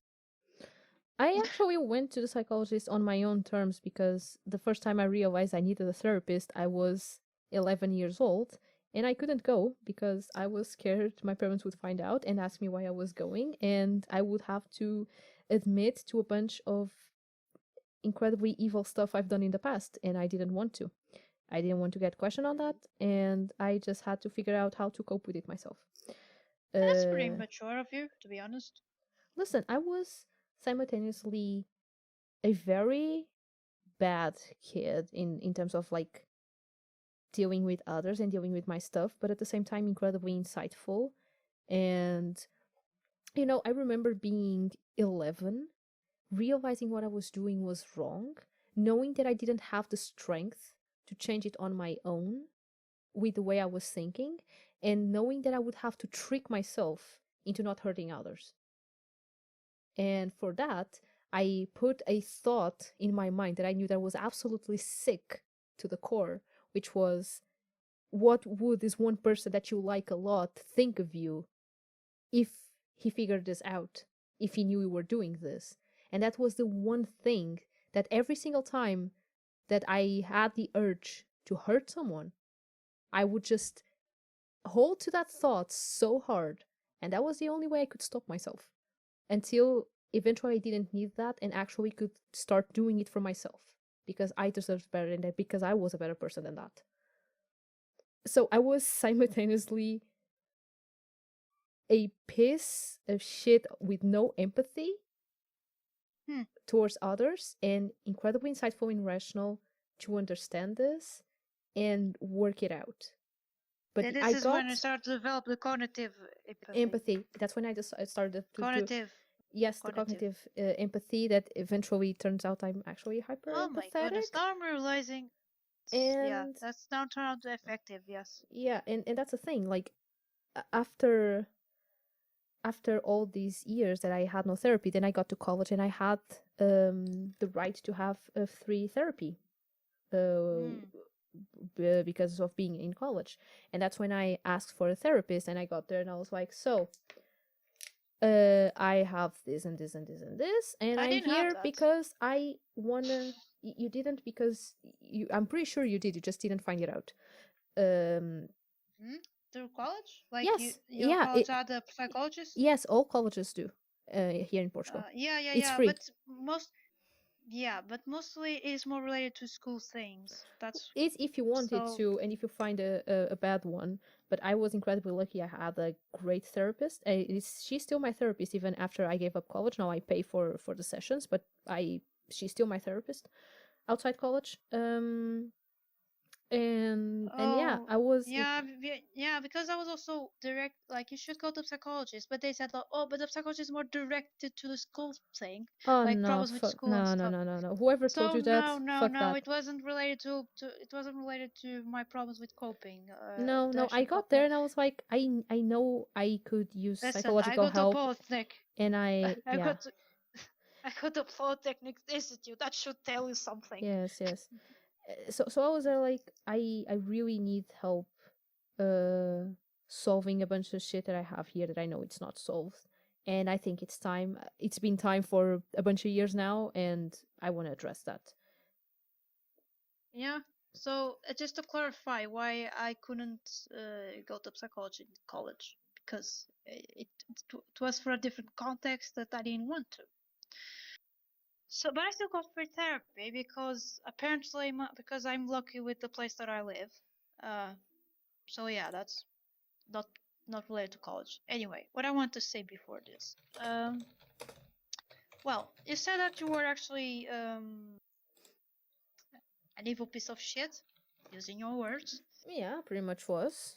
I know it Uh, sounds like I'm bringing myself down or something, or like I'm being too hard on myself, but I actually am not.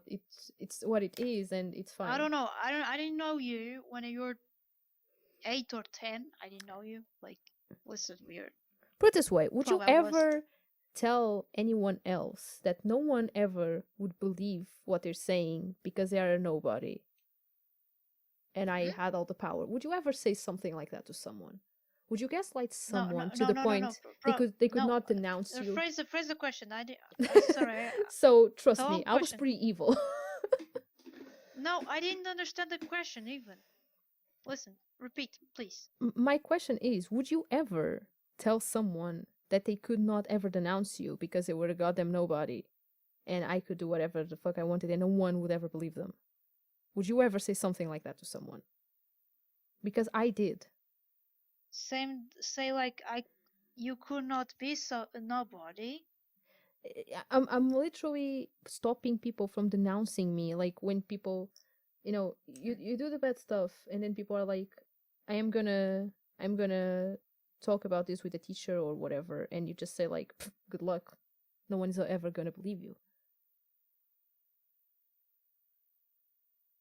Because I Okay, knew this. I was top grade and I was untouchable.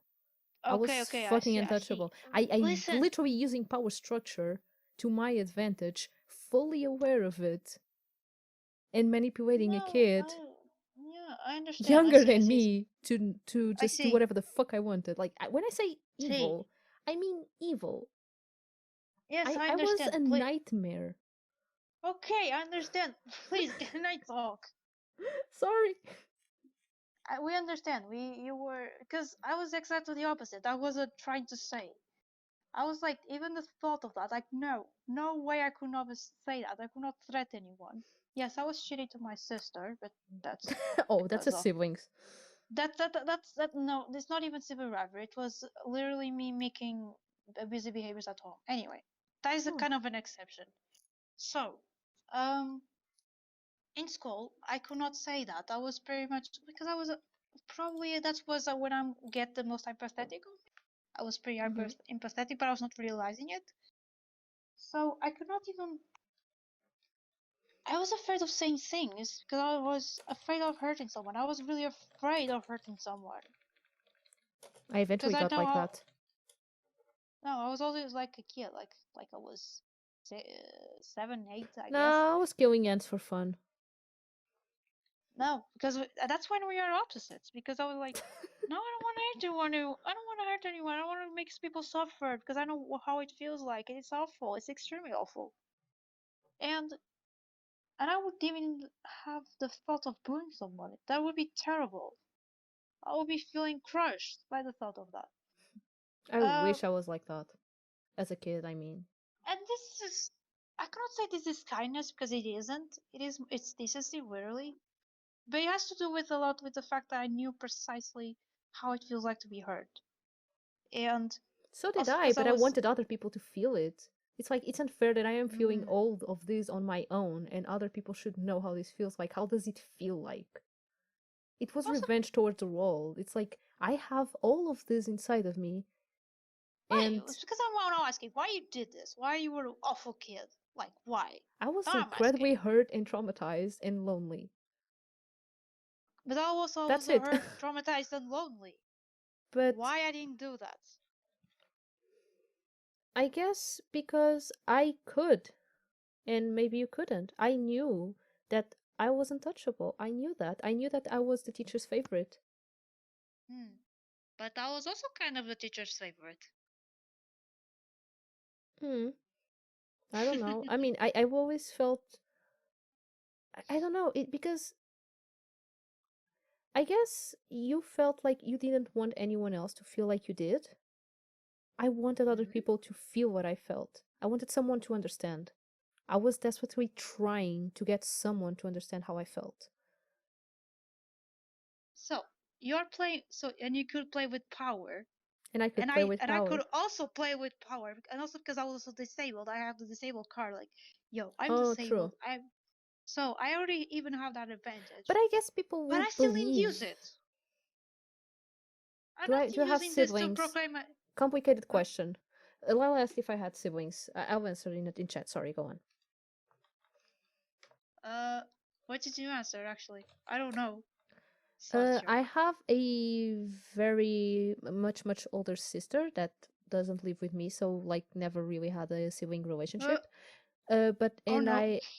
I have a and I had for uh 15, no less. Wait, hold on. Uh 10 years of my life, two cousins living with me as if they were my siblings, but not at the time that I'm talking about. Feel a bit ashamed now because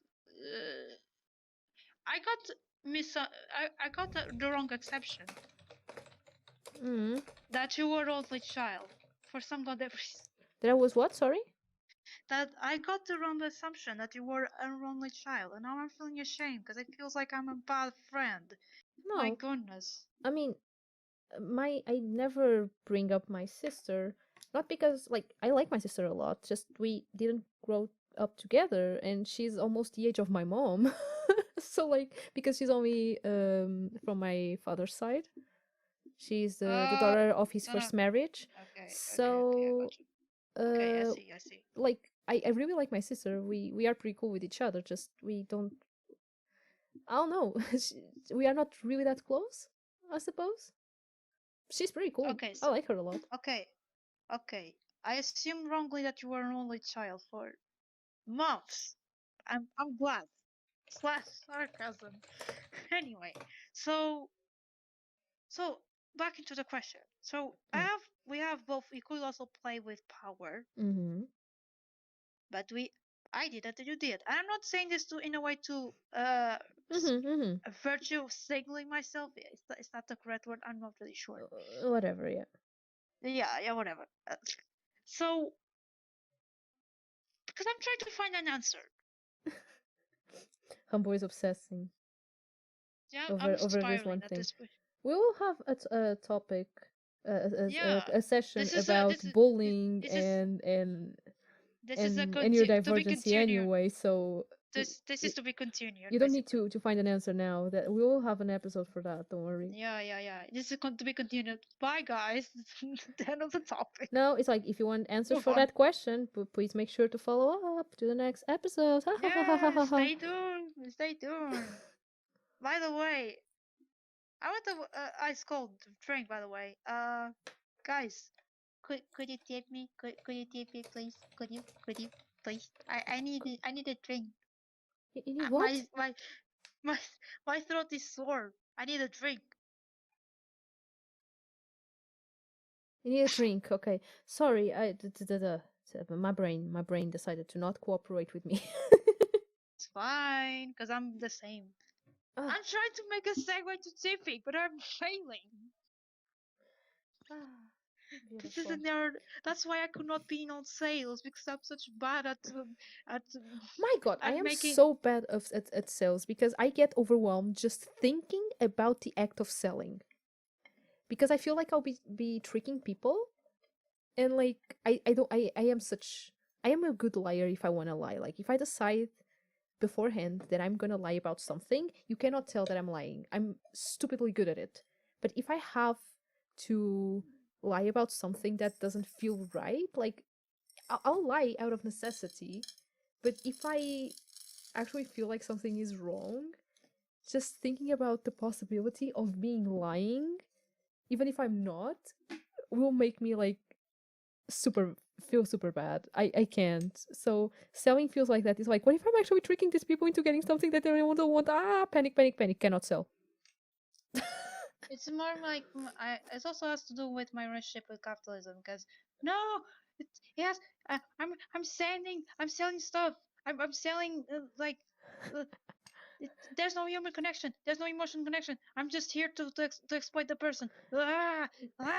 I mean, yeah, it also boils Yeah, down to that, but it's more like that. to me, it's a little bit more personal and less systemic, I suppose. But it's kind of the same, really. Oh, for fuck's sake. Sorry, I just answered the Yeah, chat. yeah. Oh my god, I'm having struggle to speak. Okay, so it's not like it's a thing. My job is very like to have sales, so it's very funny when I try to sell. Like, listen, I have this what is called? It's a it's a glass. Okay, that's yeah. So imagine me trying to sell this glass to someone, like for you. Like, Mm-hmm. I'm going to try it anyway. Uh, Mm-hmm.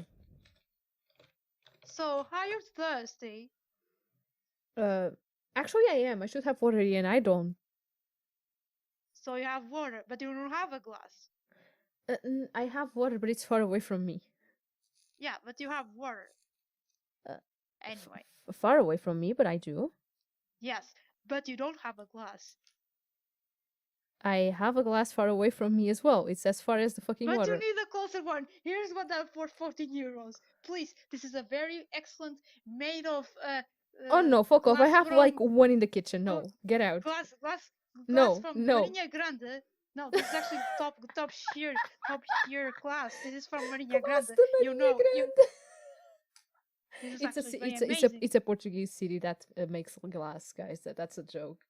I can't I don't want to fucking dox you, by the way, believe you. but I do not live in Marinha Grande. used to. I used to. Yeah, used to. This is actually oh my goodness. Guys, if he does a Vereiro joke, the arc of doxing yourselves is completed. No, please stop. Stop. Okay. Stop. No. Could you just make a Vereiro joke, please? What?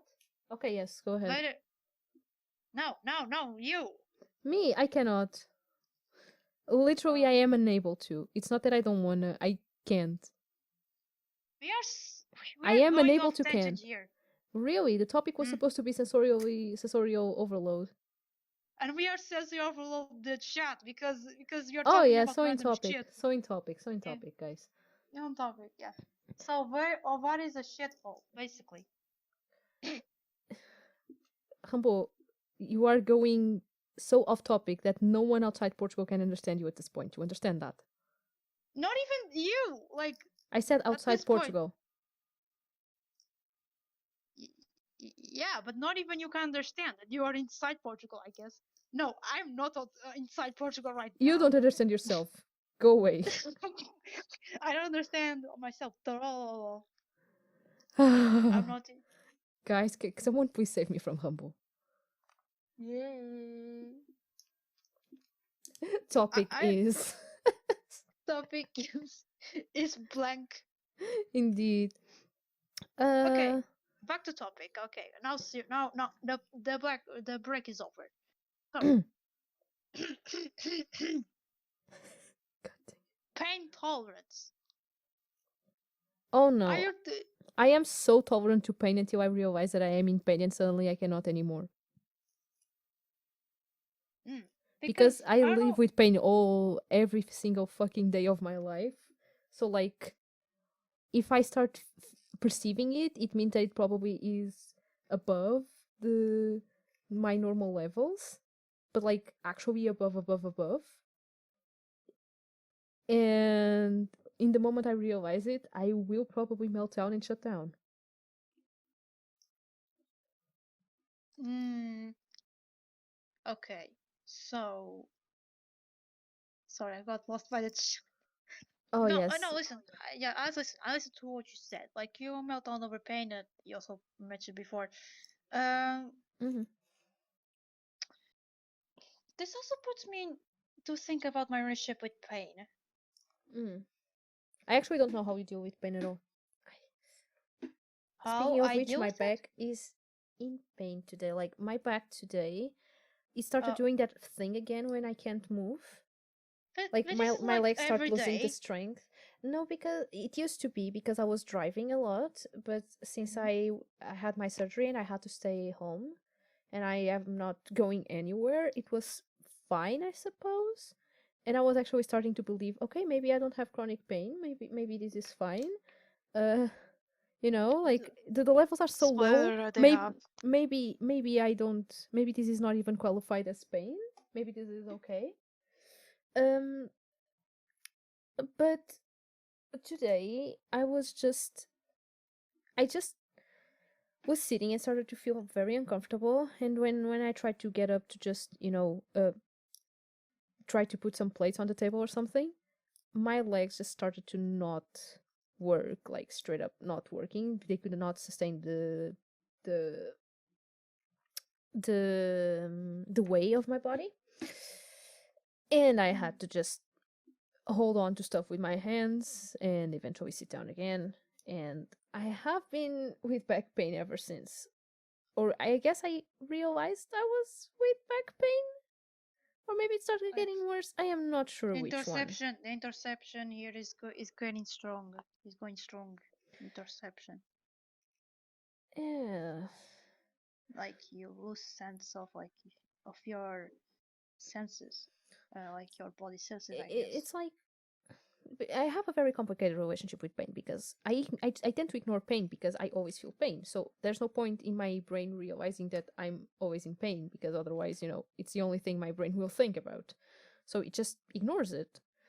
Um, But then sometimes it gets to levels in which my brain is forced to realize, yo, it hurts, like that shit actually kind of fucking hurts. And that's when things get a little bit trickier because then it means that it's absolutely unbearable. And in terms of back pain, I think I told you this, Rambo, but like Mm, the the first time I realized my back problems was because I mm, straight up couldn't get up from the car, and like I was melting down already. I was like in a mm, shutdown. I didn't realize it was because of pain because I couldn't perceive it. I was feeling pain. mm, Um, and it was actually my partner driving. We got home and they asked me mm. like, okay, let's go upstairs, and I just said, I cannot walk because I realized that I couldn't move my legs. And that's when I Mm. realized that my back hurt so much, but like to the point that if I tried to move, I'd probably start crying my tears, like tears out, because it hurt. And I spent the entire day just working and not realizing that I was in pain, but starting to slowly melt down and slowly getting overwhelmed and more overwhelmed and more overwhelmed. It was pretty messed up. The vicious cycle. Yes. Okay. Two things. Uh, actually, the first one I already forgot. Okay.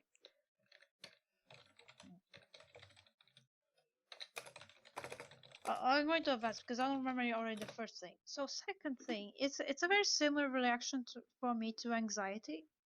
Uh, I wish I could remember the first thing that I wanted to say before because the second thing is a long. So ah, I should have taken note of this. Oh, I should have taken notes, yes. No, because it was so sudden, like it was a rapid thought, and then it I just went get away. it. I get it. And I'm not half meds right now, so Ah, uh, beautiful. okay. Who needs So ADHD medication anyway? no, um, so you told me that actually I didn't remember. Like, sorry, um, your first incident with pain. Um, well, well, I'm familiar with your pain issues, but I guess I was not familiar with that first one. Oh my goodness, what I want to say first. I'm getting pissed. Don't worry. Uh, You can say it. I will understand what you're talking about. You can go on. no, because I don't remember. Because probably I'm just going to that's the second thing. Because literally I cannot remember. Let me just correct Lalo. Meds are not scams, and I tell you, my ADHD meds did stuff.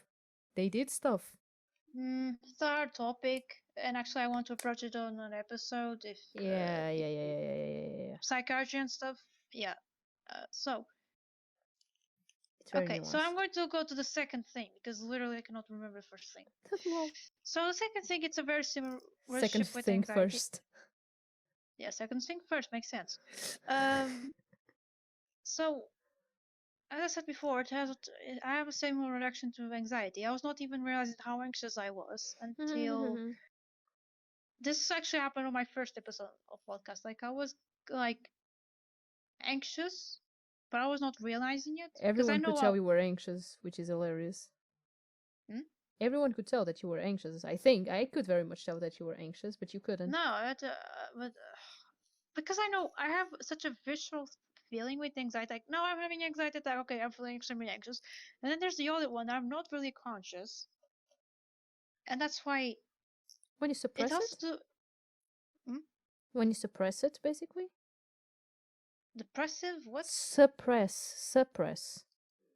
So when I suppress, it's like yeah, it's kind of like masking, I guess. So it's suppression, Mm-hmm. really. So okay, it has to do with pain as well, because you're Hmm. also ignoring pain because anxiety is pain. It's Hmm. different pain. Hmm. Hmm. So I know the visual pain, like when I'm having anxiety attack. Okay, I'm having anxiety attack. I don't know how to cope it, but I'm having nothing to do.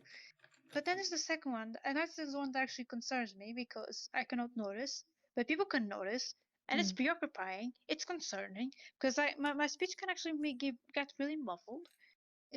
and then I'm realizing why my speech is being muffled and why, and it's like actually, and I get concerned, and then when I realize very later on that I was very anxious, it's kind of like it's already too late. Like I already did an impulsive thing. I had such an unhinged behavior. I was shitty to someone.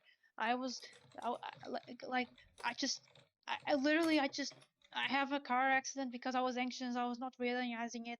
It's like it's just a sense that I don't realize because I keep suppressing and I'm not really conscious about it, about my suppression, and it and it is damaging. And I was literally that. I was masking so hard on an episode, which was so Mm-hmm. ironic because I was keeping saying that I cannot mask, but I was masking my anxiety at that moment, even though it was really bad.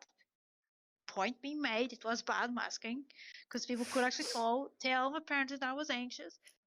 I mean, Okay, I could fine. tell, but I know you. I don't know to what extent. I mean, because like People can notice that I'm anxious, really. during the episode after that, you started to, in my own perception, calm down. So you didn't look Mm. as anxious as the episode went, but from your own feedback, you were still more anxious than what I perceived. Hmm. Like I could tell you were anxious, just not as much as you then told me as the episode went by. Like when we started, yes, like clear as the sky can be on a summer day, but Yeah, I was pretty anxious, yeah. but But even later on, along the no. episode, I didn't feel that much. but I was still anxious. Like because I was Yeah, still my point. it was anxiety of like fueled by ADHD. Like I was like I thought that my my thoughts were going on circles and going more too fast. That's my Oh, anxiety. That is not but very noticeable. that's just our experience. Although right now I'm experiencing a very interesting kind of. I am actually pretty overwhelmed myself today, but because I'm Mhm. stupid, Uh, and put myself sorry. in a lot of sensorially not ideal Like what did you did situations. tomorrow? Like you did it? What did you did today? For fuck's I sake! was in a lot of streams, okay? My friends were online and I What? wanted to support them. I No, wanted to support my no. friends. Let me be. So like right now I'm like dying. Oh So my I god! don't So have. you wanna? Well, how many times can you actually I'm fine still. hold it up? I'm still fine. Please say stop when you I want when you yeah, feel okay. too I much. Please say will. stop. I will. Uh, Okay. what is happening right now, which is an indicative that don't overdo it at least too much, is I don't have an inner voice, which is a thing that happens sometimes when I am overwhelmed. It's just like the inner Mm. voice that I And also can hyperpigmentation. have. Yeah. Yeah, but usually when I'm tired, I can visualize things which I usually can't visualize, like images really. Mm. But also it's true that I stopped being able to hear my own thoughts before I say them. So a lot of times I can I don't visualize it. I know what concept of thing I want to say, but what actually comes out of my mouth is going to be a complete surprise to me. You guys know as much of what I'm going to say as I do myself, because inner voice gone. It's not here. Too overwhelmed for that. Voice out. I'm not hearing that. Max inner voice out. Literally. I had to make this meme. Sorry. you Mesmo. Completely. just went Portuguese I out of w- nowhere. I did because my mind thought that it was a good idea. I don't know. Okay, don't judge me. Interesting, because I don't go into Portuguese that easily. Like I don't break character apparently. For me, it's because I I'm starting to feel a little bit more comfortable speaking in English and in Portuguese, but Mm. they are still kind of the same language in my brain a lot of times. It's like Yeah, I can differentiate. That's probably why. if I'm being a little bit more mimi, I'm definitely gonna stick with English for the longest time because ship being dope as fuck is a thing that you cannot say in Portuguese. Doesn't make sense. And I just love Merda expressions é like this. droga do caralho. Merda That do makes caralho. no sense. That is so stupid. But like in English, it's cool as fuck. I don't fucking care what anyone says, and I'm gonna be a cool dude like that. So like I will stick with English a lot of times, but sometimes because other than Mimi talk, they are the same language. I will just switch between them interchangeably, and I cannot stick with one. It's Speaking stupid. of memes, my very pleasant Layla and Sophia are vibing. Apparently, you got your doctor's appointment in 2 hours. It's She not just said, true. I "I answered that. It's in 7 hours. I got an appointment at 5 p.m., which is a Portuguese meme, by the way. It Like, eu tenho is? consulta às 5. It is a meme? I didn't know. Yes, it is. Like, you have it was in TV when it was in Porto, Mm-hmm. and there was this guy that was being interviewed, Oh and it no, was, I those think, pearls. Oh no, oh no, and they were no. said like they were talking like shit, I don't remember, and then they said like, oh, I tenho de sair, eu tenho de consultar às 5. I gotta leave. I have an appointment at But 5. but probably with a tripeiro accent that I cannot mimic right now. My fucking god, that's so absolutely hilarious. Just Portuguese energy. Fucking tugas. Also, I licked my accent, by the way. Try to guess it. You what, sorry? I licked my accent. Licked? Lick, dropped. Ah, leak. Okay. Lick. Sorry. Sorry, leak and lick are two different words, and my brain was like, help? That's fine. Don't go Zick on me. Please, don't pull a Zick on me. I'm sorry, like, it's just my brain was like, those are two different words. What the fuck is going on? I just Okay, didn't okay. associate, okay? Like, Oh my goodness. sheesh. Guys, this is the proof that we autistic we commit symbiosis. We no symbiosis, osmosis. Sorry, not symbiosis, osmosis. I When it wanna, comes to I wanna, relationships, I wanna we start to symbiose with mimic other someone. Can people's we traits. symbiose? Yeah, what? I want to symbiose. Can symbiose be a thing as well? No. Okay. Bye. Symbiosis is a thing, but I I was know. I referring was to joking. osmosis. Yeah, I was joking. osmosis, Can I linguistic joke? osmosis. Can I Yes. joke? No. Thank you. No. No. No. I'm gonna No. cry in a corner. Can I cry in a corner? Yes. Thank you. I forgot what we were talking about before that. We are talking about fires. Can we talk about fires? Fires? Why fires? Wait, what? My house is burning down. No. Casa arder. No. And Fun now who's fact, it's talking in actually, Portuguese? yeah, because casa arder is the correct, is the exact term that I use when something is too overwhelming for me. Like I'm panicking. Now I see again connection to the topic. I'm genius. I'm slaying. Joking. Slash joke. Lila is not allowing me to cry while on the No, podcast, and I am you slightly listen. You sad. cannot cry during your work shift. You have to work. You are coerced to work. You cannot My back cry. started hurting more just because of that statement. Yes, Now I'm more yes. I don't care overwhelmed. about your back. So I'm doing I don't care fine about your back. because You that's don't even what deserve a capitalism medical wants. insurance. You That's don't what even deserve capitalism any wants. health insurance. Capitalism wants me to be fucking sensorially overload, and that's why I'm here to talk about it Yes, in the why? most ironic way. Yeah, Isn't that yeah. And I'm beautiful? a It's capitalist, by the sweet, way. sweet, sweet. Fuck off. You know. I'm ironic. I'm an ironic capitalist. Oh, an ironic capitalist. So the only good kind of capitalist. Yes. Apparently, there is Slay. one good kind of being capitalist, which is the ironic one. I can accept this. I can live with this. It's ironic, guys. We are safe. Okay, I'm glad because otherwise you would break up with me and I would be pretty sad. Damn. Mm, You heard it here listen, first, guys.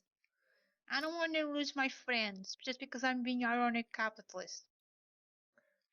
Oh shit. But I was not gonna. I mean, fine, whatever. On cuddles. God damn it, Rambo. It is still connected to the topic because it's related to touch craving, which is sensory craving, Which is which has not. The topic is just sensorial overload, but sure. it's a very general topic. Please shut up. It Ah, has okay. me wanting cuddles. My desire to cuddles has to do with this topic of this episode, and I want cuddles. By the way, I need cuddles. I care for cuddles. I think everyone should get cuddles. of course, if they consented, if they feel comfortable about it, if they don't get are too overwhelmed. But everyone needs cuddles.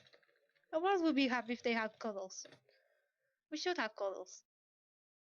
Dear, I just want money in my bank account. no cuddles. No cuddles, just ah.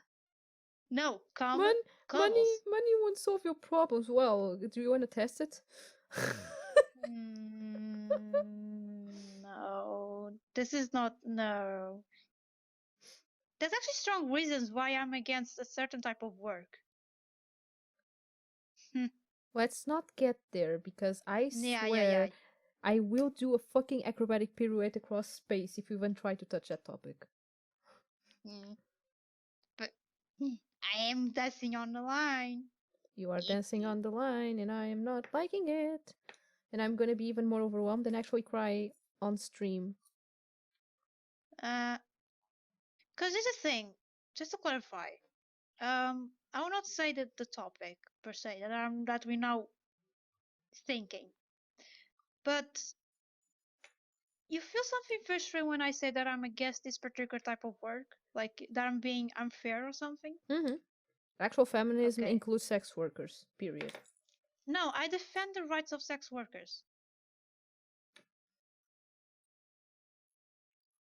Yeah. Which is kind of. You are just against work. I get it. But can we, like, But I while will not there's deny that work, there's. actually give rights to people? Sheesh. Yeah. But Thank I you. probably have more emotional reasons to be against that type of work. Well, you are not alone in the personal whatever reasons And I because get anger. Yes. trust Yeah, but me, I get the anger when people say, well, sex work is work. Okay, fine, it is. But honey, did you have two kids it living in shouldn't. your house and ruining your entire uh teen days because of that? I don't think so. So, like, what I'm saying is, like, I get it, you're traumatized, not saying that you are more or less than me, but don't assume things, please. Hmm? I also have my very personal connections to this topic. Yeah. I know. It basically destroyed my entire uh, the teenage days and part of my adulthood. So, yeah, still. Arguing because we kind of have the same position. Kind of. Yeah, Yeah, okay, can we, kind like, of, not talk kind. about it right now? Jeez. Yes. Sorry. Because I was afraid of like because this is a very touchy subject for now. And but the last note is well when people glamorize it. That's what I make get mad, basically.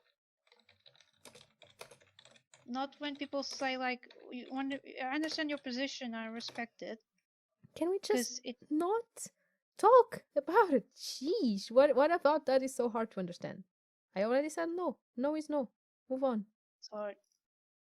Jeez. Mm. See, I I hope am I don't go getting spiral overwhelmed. about this. Sorry, I was spiraling at this point. I know. That's why I had to stop you. Why I spiral? It's tiring. Last time I Because you touched are this, I was also depressed, have spiraling. ADHD. No, Uh, it was a rhetoric question. It was. ah. Mm. This is getting so unhinged. I don't even know how. Oh my goodness. Yeah, so guys, basically sensorial overload is a thing that happens to autistic people a lot. We Yeah, tend to yeah, shut yeah, down and melt down. Every single yeah, autistic person has a different experience with yeah, it, yeah, and we yeah, experience it very differently and cope with it very differently. Some of us are more yeah. aware of it than other people, and I think that's it for a summary.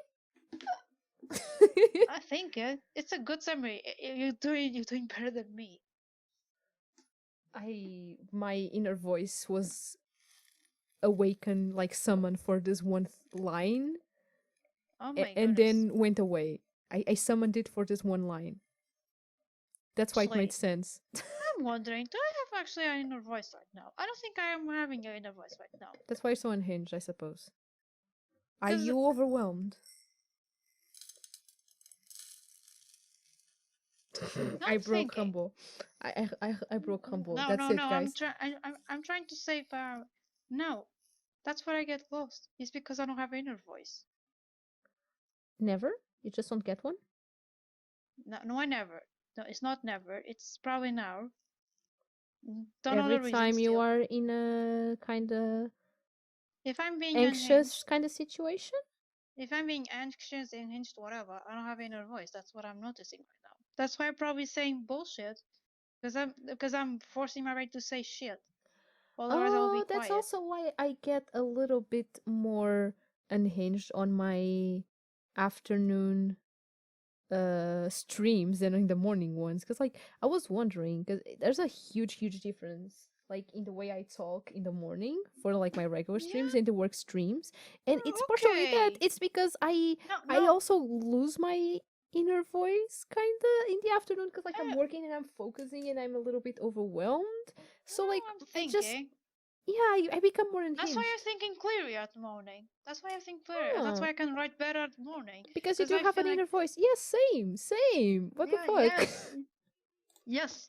Because I have poems. Most of them are early in the night or they are early in the morning. Afternoon, it's very hard to write something. Because I don't have inner voice. I cannot write. No, no. Although I It's did write better at night a lot of times, but because I got to have an introspective kind of time, but it was at times in which I wasn't too it was tired. before. Yeah, It was before. nowadays Yeah, it's more yeah. in the morning. It was the morning. Exactly. Same experience here. Listen, listen. The light is so loud was written literally doing a stream of yours that was early morning. I was it was streaming on my mind as well, and I was kind of like, whoa, this is actually kind of like flows well. I don't know because I was actually amazed. Like it is flowing well. The verses are appearing in my mind clearly, like I was writing them. Because otherwise, when I'm too unhinged, I just cannot write anything. I'm saying bullshit. Doesn't make any sense because I'm forcing myself to speak. I'm forcing myself to think something rational.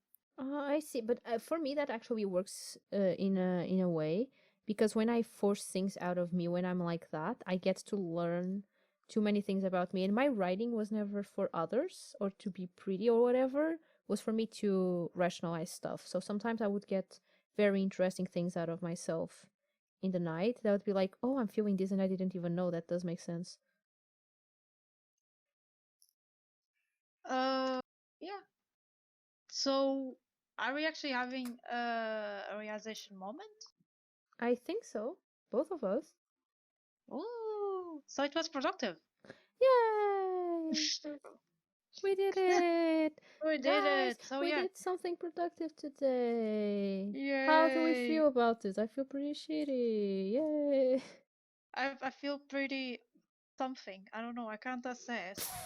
The lexithemic experience. Humble, have you ever considered being a lexithemic? No.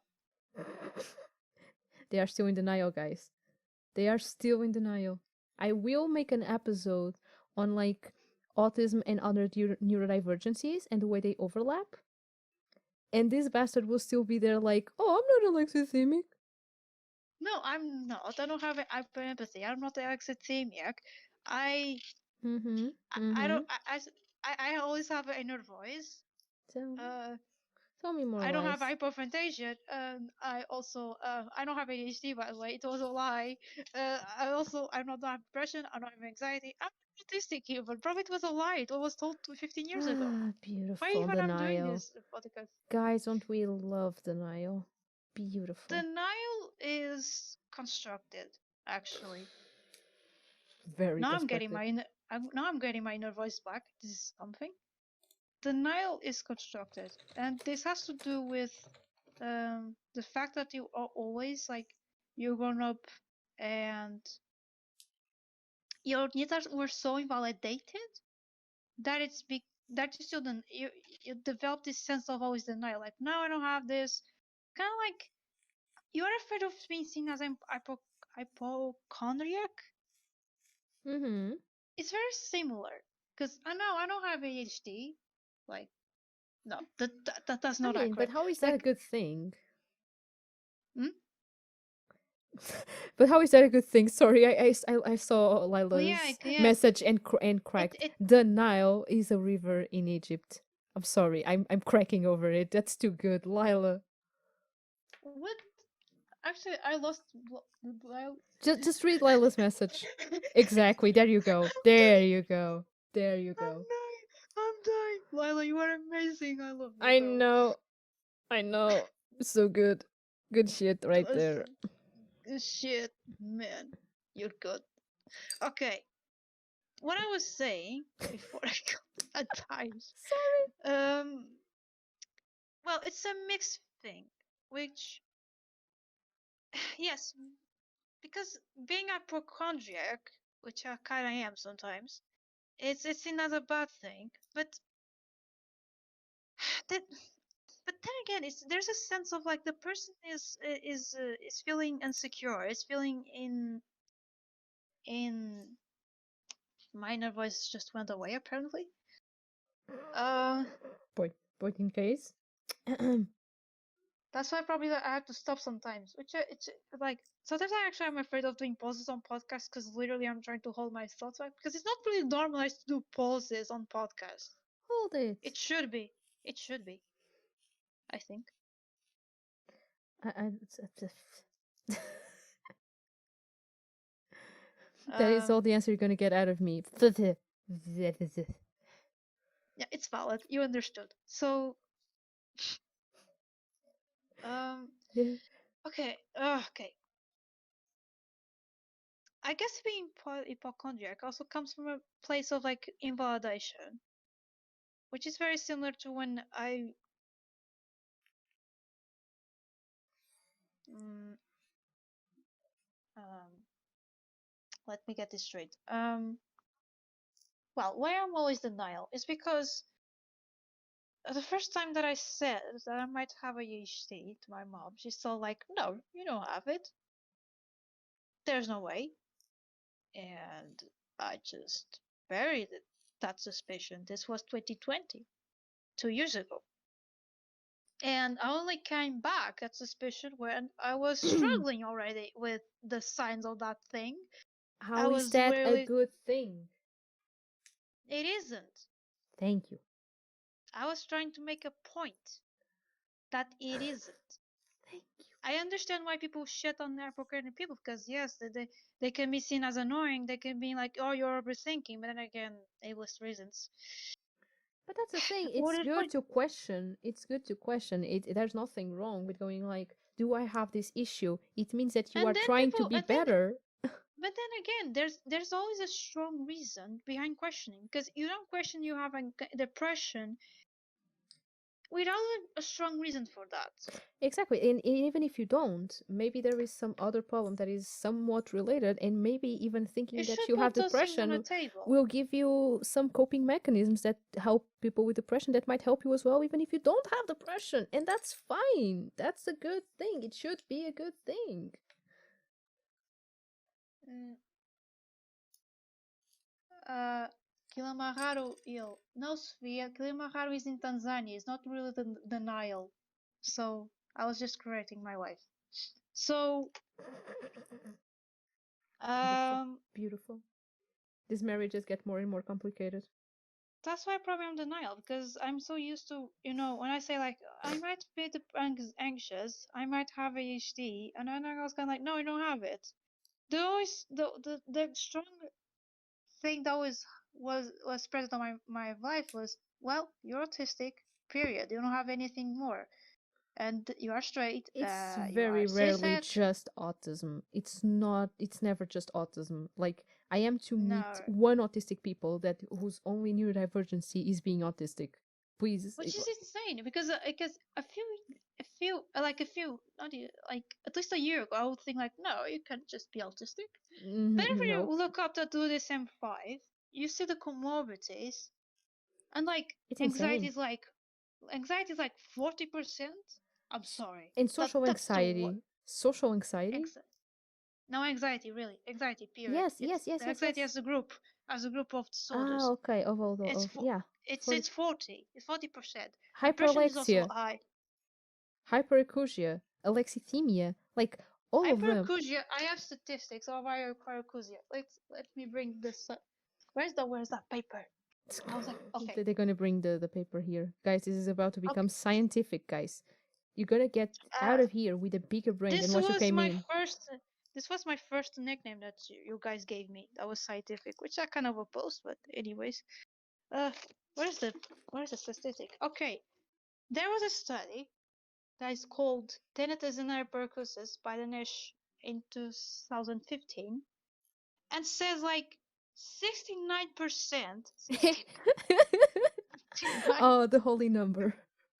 69% of autistic people have hyperacusia. Oh Hyperacusis, shit. by the way, which says like this is 4 times more prevalent than in the neurotypical population. There you have it. So like It's a lot. it's never just autism. Like please present me the one specimen that is only autistic and has no other neurodivergency whatsoever. Like just present me that one soul because I want to see pure autism, whatever that is. I am pure autism, by the way.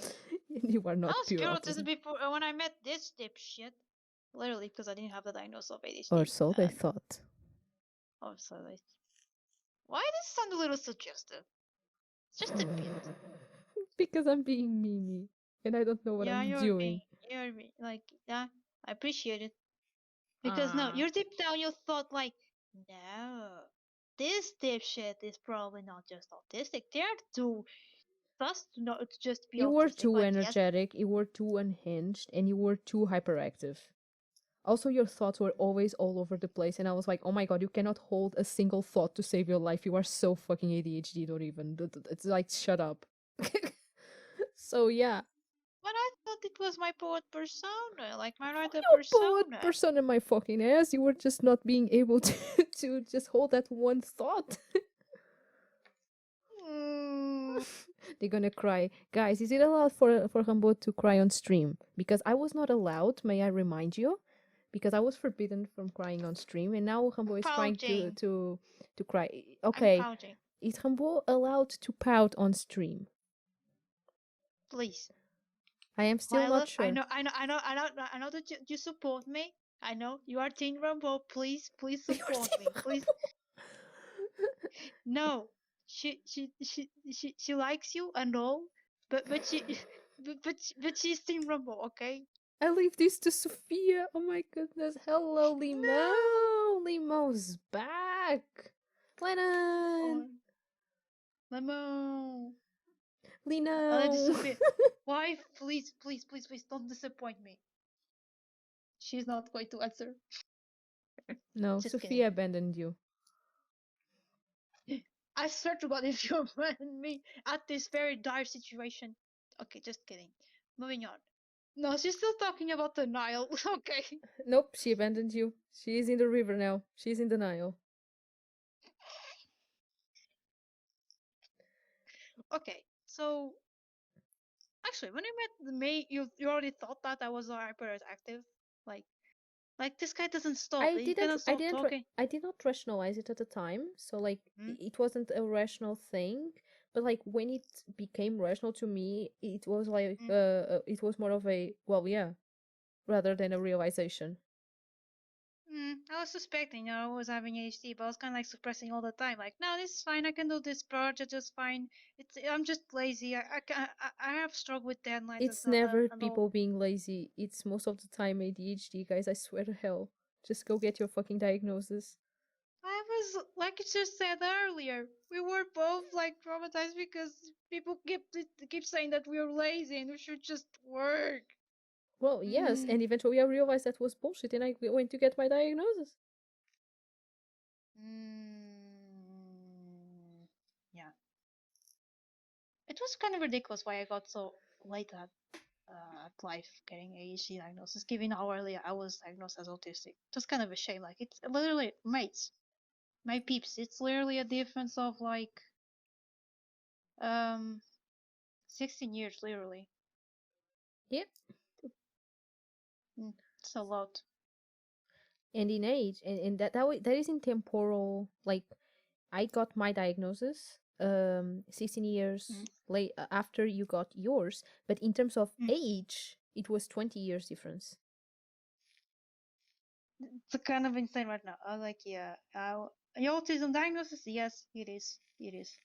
Because you are Yeah, 825 yeah, and I was 5. yeah. In terms of ADHD, though, it was like you got it younger than me still, but you got it Yeah. after me. Mm-hmm. Because Yeah. I'm younger. Yes. Duh. You baby. Oh. No, I'm 25 as well. You're 26. Well, I was asking a very relevant question, which is if a diagnosis is needed. As long as you aren't negatively impacted, a diagnosis might not be needed, in my opinion. As long as you are aware of what's going on, yes, because like some people might not need the label. Sure, that is incredibly Self-diagnosis valid. is valid. But yes, Self-diagnosis is valid. and like it's okay to not even want a label. It's okay to know, like, I don't care if I am or not. That is fine as long as you understand that what your struggles are and you work on them. Because for me personally, and I feel like that's a lot of the autistic experience, because we need kind of to label things and put things in boxes, like overall, not saying that every autistic person is like this, but it's a common thing to happen. It helps to know what the fuck is going on. Like, it helps to just, okay, this thing that I'm going through has a name, is this, and manifests like this, and this is fine, and I know how now how to deal with this. And I know we were talking about ADHD, which is still different, but there's also a huge overlap, and a lot of people that are ADHD are also autistic. Mm. Um, so basically, what I'm saying is that, of course, it's always an individual thing, and every person will have a different experience with it. But overall, it feels like most people do benefit from it, in the sense that it helps in realizing how they feel and cope with it. Because, put it this way, if you are disabled and your entire life you didn't know that, and a lot of stuff happened to you and you didn't know why, you will want to know why eventually. You will want answers. I definitely wanted answers. My age of me getting that ADHD diagnosis is also interesting because I was 21. 21 is also the age when you start to get more sense of your identity. Like you start to get more, be more aware of identity and personality overall. Mm-hmm. So it was kind of appropriate to Yeah. understand uh, why. Because it was a relief moment. Like I already knew that I was ADHD before diagnosis, but It's like the I am not crazy. This was just kind of actually a no, thing. not Validation. as much, not as much crazy. I was more like, it's okay if I'm not being productive It actually all the has an time. explanation. I know. Yeah, It it feels has. validating. Because listen, same when I got my diagnosis, I was like, yes, hell yes, I am autistic. Because for the longest time, I was like, what if I'm just making this up? What if I'm actually not? And I'm just like playing the victim here. Same. And when you get the diagnosis, it's a moment of like, oh, hell yes, okay, there was something going on.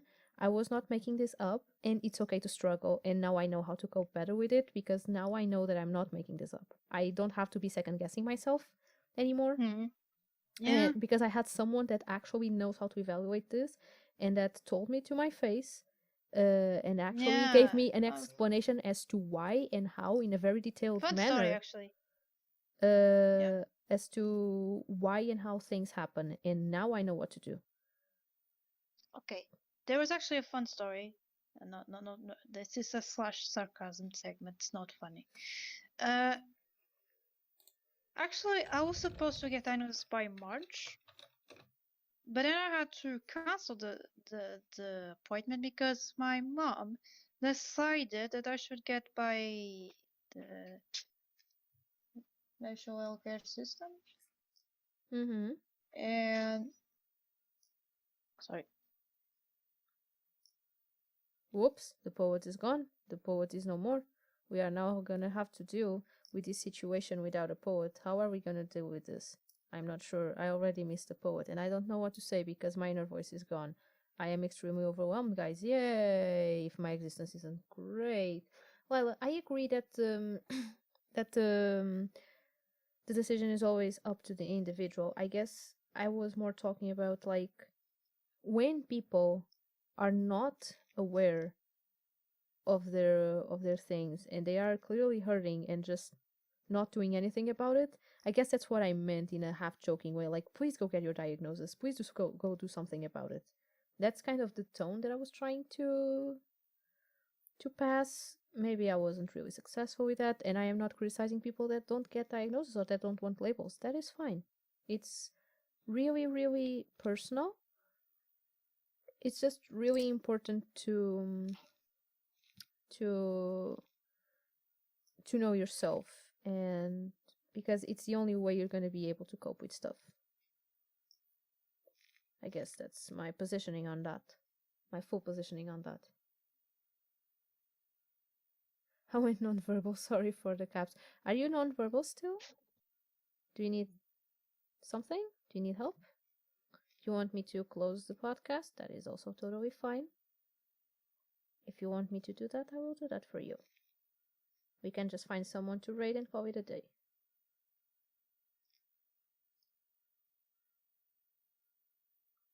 Not close the pod. Okay. Then what do I do? If I do not close the pod, what do I do, Humble? I am waiting for instructions from the poet. The poet is being very, very unclear, and I do not understand anything.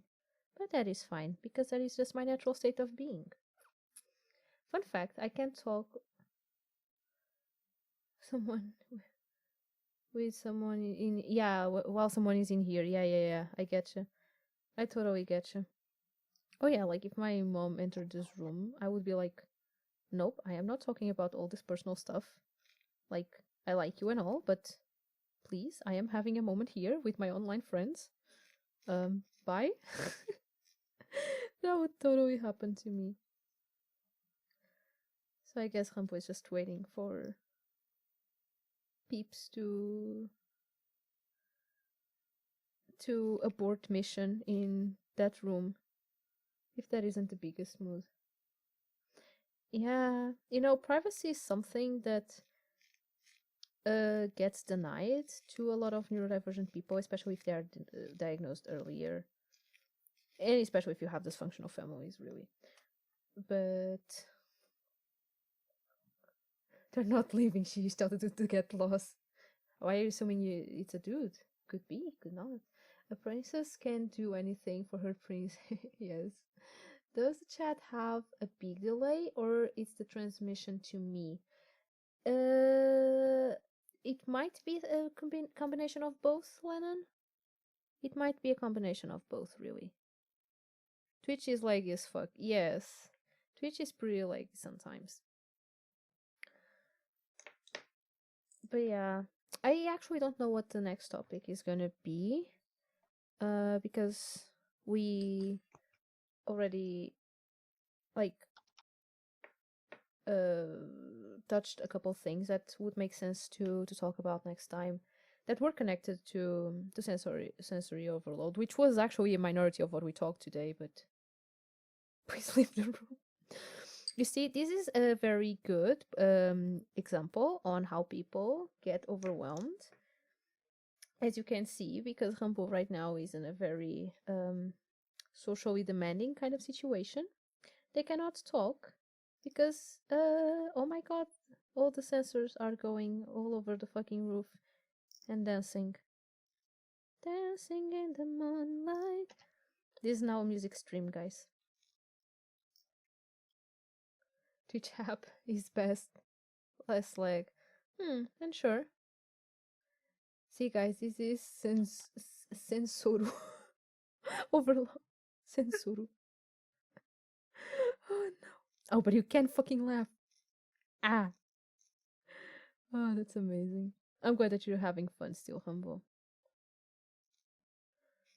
No, but in all seriousness, dude, if you just wanna finish, that is okay by me. I'm not telling you to at all. I'm fine. Just letting you know that is always a possibility, and I can take things from here. I am very good at commanding stuff. I want to finish my topic. What were you talking about? Because I generally got kind of lost here. Redeem ukulele. All I wanna do is see you turning to a giant woman, giant woman. All I wanna be is someone who gets to see a giant woman. I cannot play the ukulele right now, guys. It's too late. Like, I'm gonna wake up everyone.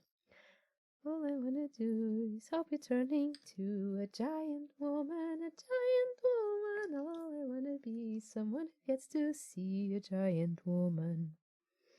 Oh, I know it will be great, and I just can't wait to see the person you are together. If you give it a chance, you could do a huge dance because you are the giant woman.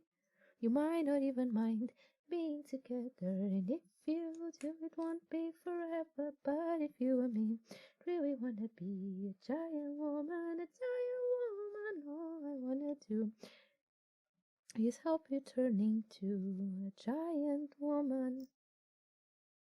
This is too funny. Oh, I hope you guys are having fun watching me sing.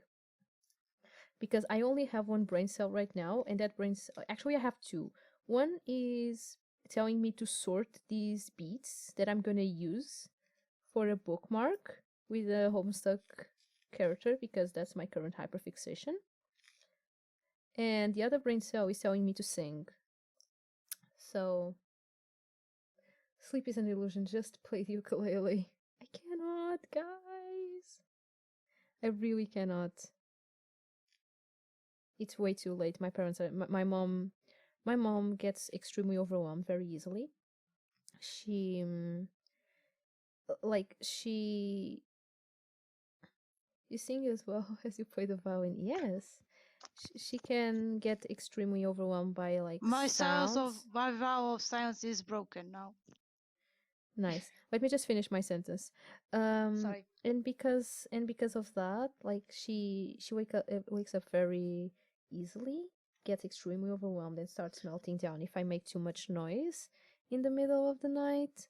So I really don't want to be messing with that, guys. So that's why there was no ukulele. Actually, there was only singing. But I hope I entertained you somewhat. You play the drums. That is fair, Layla. Sorry, Humber. You may proceed. Sorry. Sorry, guys. By the way, my 5 minutes Family vow happened. of silence. No, I thought that the person was in the kitchen, but then I checked out and it just left the house without warning, and I just thought they were there. I was kind of like, Oh, so I was struggling to speak. that is fair Uh, though. Verlaine got arrested and examined right now. I wish it was Verlaine though, because it will be meant that will be my lover. But in this case, this is not a very lovable person. Sorry, Indeed. sorry. It's kind of like Verlaine and Horgo's story. So um, so about the I was telling you talking about the national healthcare system. Oh yeah, yeah, yeah. Mm. Go So ahead. there's a funny story about that. Which I also, as I was saying, like I was supposed to get the appointment scheduled by March, and I didn't because my mom says like, oh, you should just get by the national healthcare system because it's more uh, viable, I guess. And Financially speaking, I suppose. mm-hmm. But mm, But then that was taking like mm, forever. yeah, but not as well because she felt that my private um it was kind of like uh words now. It was kind of like a fraud, like I was trying to pay What? for a diagnosis.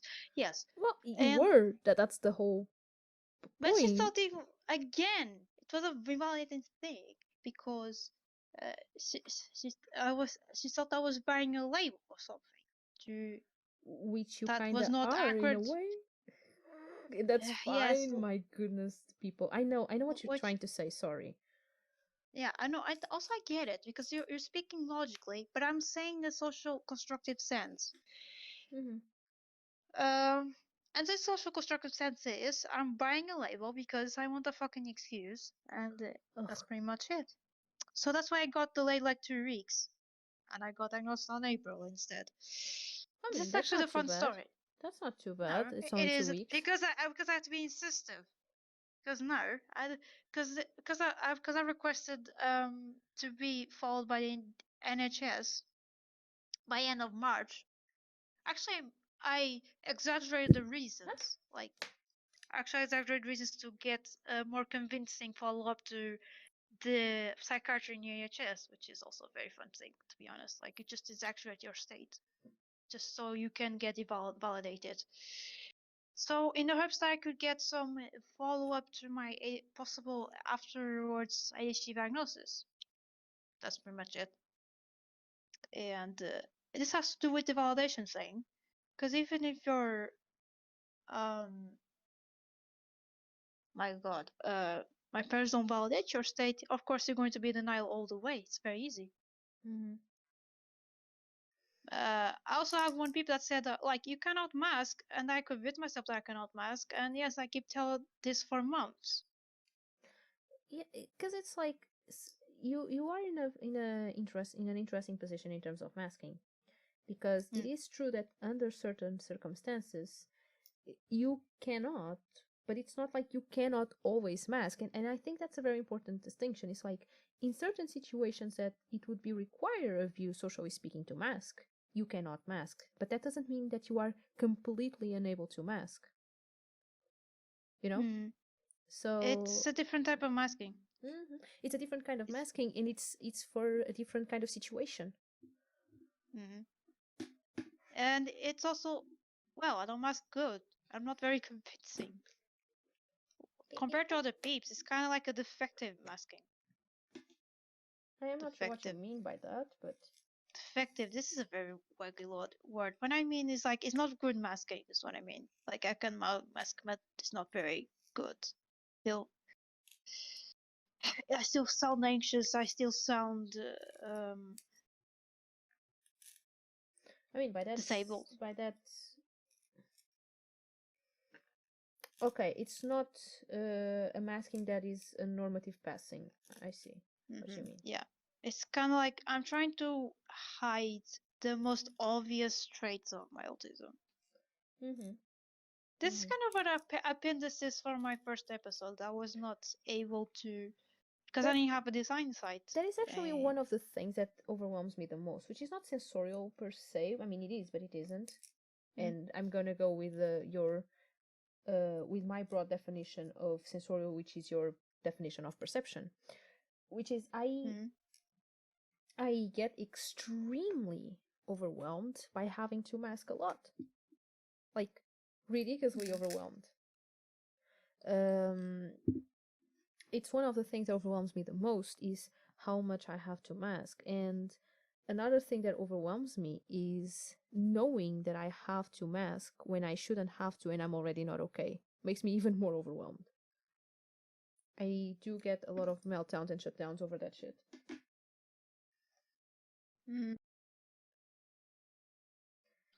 It's because you feel like you're doing something against your will. I am definitely doing something against my will that I shouldn't have to. And that overwhelms you. Yes, and it definitely. overwhelms you. Okay.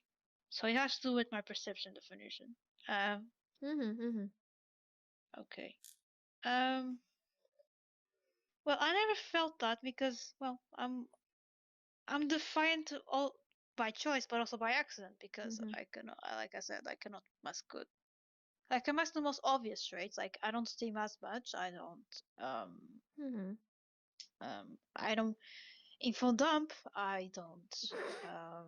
You don't info Listen, I don't info dump when I'm masking. Okay, because I kind of feel ashamed of. Yeah. The most obvious traits I try to mask. That makes sense. Humble, But it's the almost 1 a.m. nuances, yeah, it's 2 a.m. here almost. I'm still holding up, but for you, probably not. Yeah, I please. Yeah, we had to finish off, and also because we went so off topic that. Oh yeah, definitely. Yeah. So to sum up things, well, say it better than me. So, overall, is actually a very broad subject as many people on the internet, I would say internet really, um, says like when people think of sensory overload, they think of oh, it's too light or it's too much sound. But it can mean a lot of things, and we discussed this. Like it can mean too much masking as well, because it's still masking means that you're denying your needs as well, if I'm correct. In a way, yes. Sensorial needs. So it still includes on that section. Another thing that includes in that section is hiding your anxiety in my case, which is also very sensorial. Like as anxiety, as depression, as those feelings of anxiety, of anger, of well, feelings basically, it's all sensorial and you can be overwhelmed by them. And that's to do with the hyper empathy thing, which I already discussed it. Or actually, we discussed it. Sorry. And also in the case of Toad, it is also they become overwhelmed by pain, which is also obviously very sensorial. So, which we have to take from this episode is the way that is sensory overload is discussed is kind of like a little restrictive, at least in my point of view. I don't know about Toad. I thought you were right with me on Toad this is point. already dying. Toad got Yeah, yeah. distracted. I'm sorry. Toad does not have an No, opinion because Toad didn't hear. I'm saying that the way that sensory overload is discussed is kind of restrictive. Oh, definitely. Okay. Um. So basically, that's what you need to get from this episode. It's like it can mean many things that are in the umbrella of sense and sensorial, Mm-hmm. and Definitely. it has to do with your hypothesis of like autism as a sensorial condition, which I am very fan of. Definitely more than Even though social. It's like I may be wrong and not be just sensorial, that, but it's definitely more sensorial than social. That much I can tell you. I said sensorial. Yes, yes, yes, yes, yes. Okay, so I sorry. was agreeing. I was Yeah, agreeing with you. I was disagreeing with everyone which else in the social world. again, it has to do with sensorial because Oh yeah, uh, definitely. yeah, That's my point. and also Precisely. and my addition to that theory is about perception, which yeah, again, I'm not going to tangent about this. No, And then we because we're finish gonna off with raid. We're gonna raid and then we an art finish off. channel. Let me finish. I And then we will. finish off with with of course the epitome of irony, Sir Rambo having sensory overload on this episode. Because why Ah, not? yes. Finally. They did Yeah, it, that's the guys. They did conclusion. it. The poet We realized that he gets sensorially overwhelmed. Beautiful. yeah, this is the arc. This is a beautiful Fuck, ending, I guess. fuck Well, off. now we just have to decide which one we should rate. I already decided. We're gonna raid a channel that I found out this afternoon, evening, whatever. It's an art channel. The artist there.